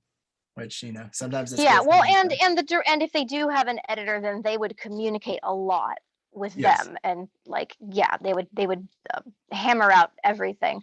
I can't remember what documentary it is that I saw, but it was like talking about like some of the behind the scenes of the movie Jaws, where Spielberg and his editor, and like they would like kind of go through a piece of footage, and they would each like pinpoint where they wanted to cut it, and often Spielberg would want to cut to the next clip like later, making the clips be longer. But the editor would tell him, well, no, see, if you go any frames further than this, then you're going to see that the shark isn't real, because it like after this point the shark no longer looks real. And he's like, oh, but we spent so much time getting this shot. He wants, I want to do more of this. So it can be good to have different perspectives, right? Because you have different ideas going into it. Yeah, because they're seeing it with a fresh mind and they're seeing it from their perspective, which is good. So that's why I think like when sometimes it works with the director kind of controlling everything, but oftentimes it's always better to oftentimes it's better to have that collaborative effort with the multiple inputs, the multiple minds, with, hey, what about this? And hey, what about that? That way there's at least a discussion about it without it just being that sole vision of the director, which sometimes won't work just because they put so much effort into the shot list or so much effort into the storyboard, or shooting it doesn't mean that it's going to work in the edit. It doesn't mean that it's going to work when you're actually shooting that shot. So those are things that you have to like be thinking about, trying to understand them and understand that sometimes things will be needed to be changed or removed. Sometimes whole entire scenes are removed. And that's why you have the deleted scenes and bonus features of DVDs and Blu-rays and stuff like that. It's because, the scene just didn't work. It didn't work with the rest of the film. So exactly. And I find that, having a good team that you have great communication with, and the styles all kind of not work perfectly, but kind of like a well-oiled machine. It's awesome. And it's a great, like a super fun, creative process.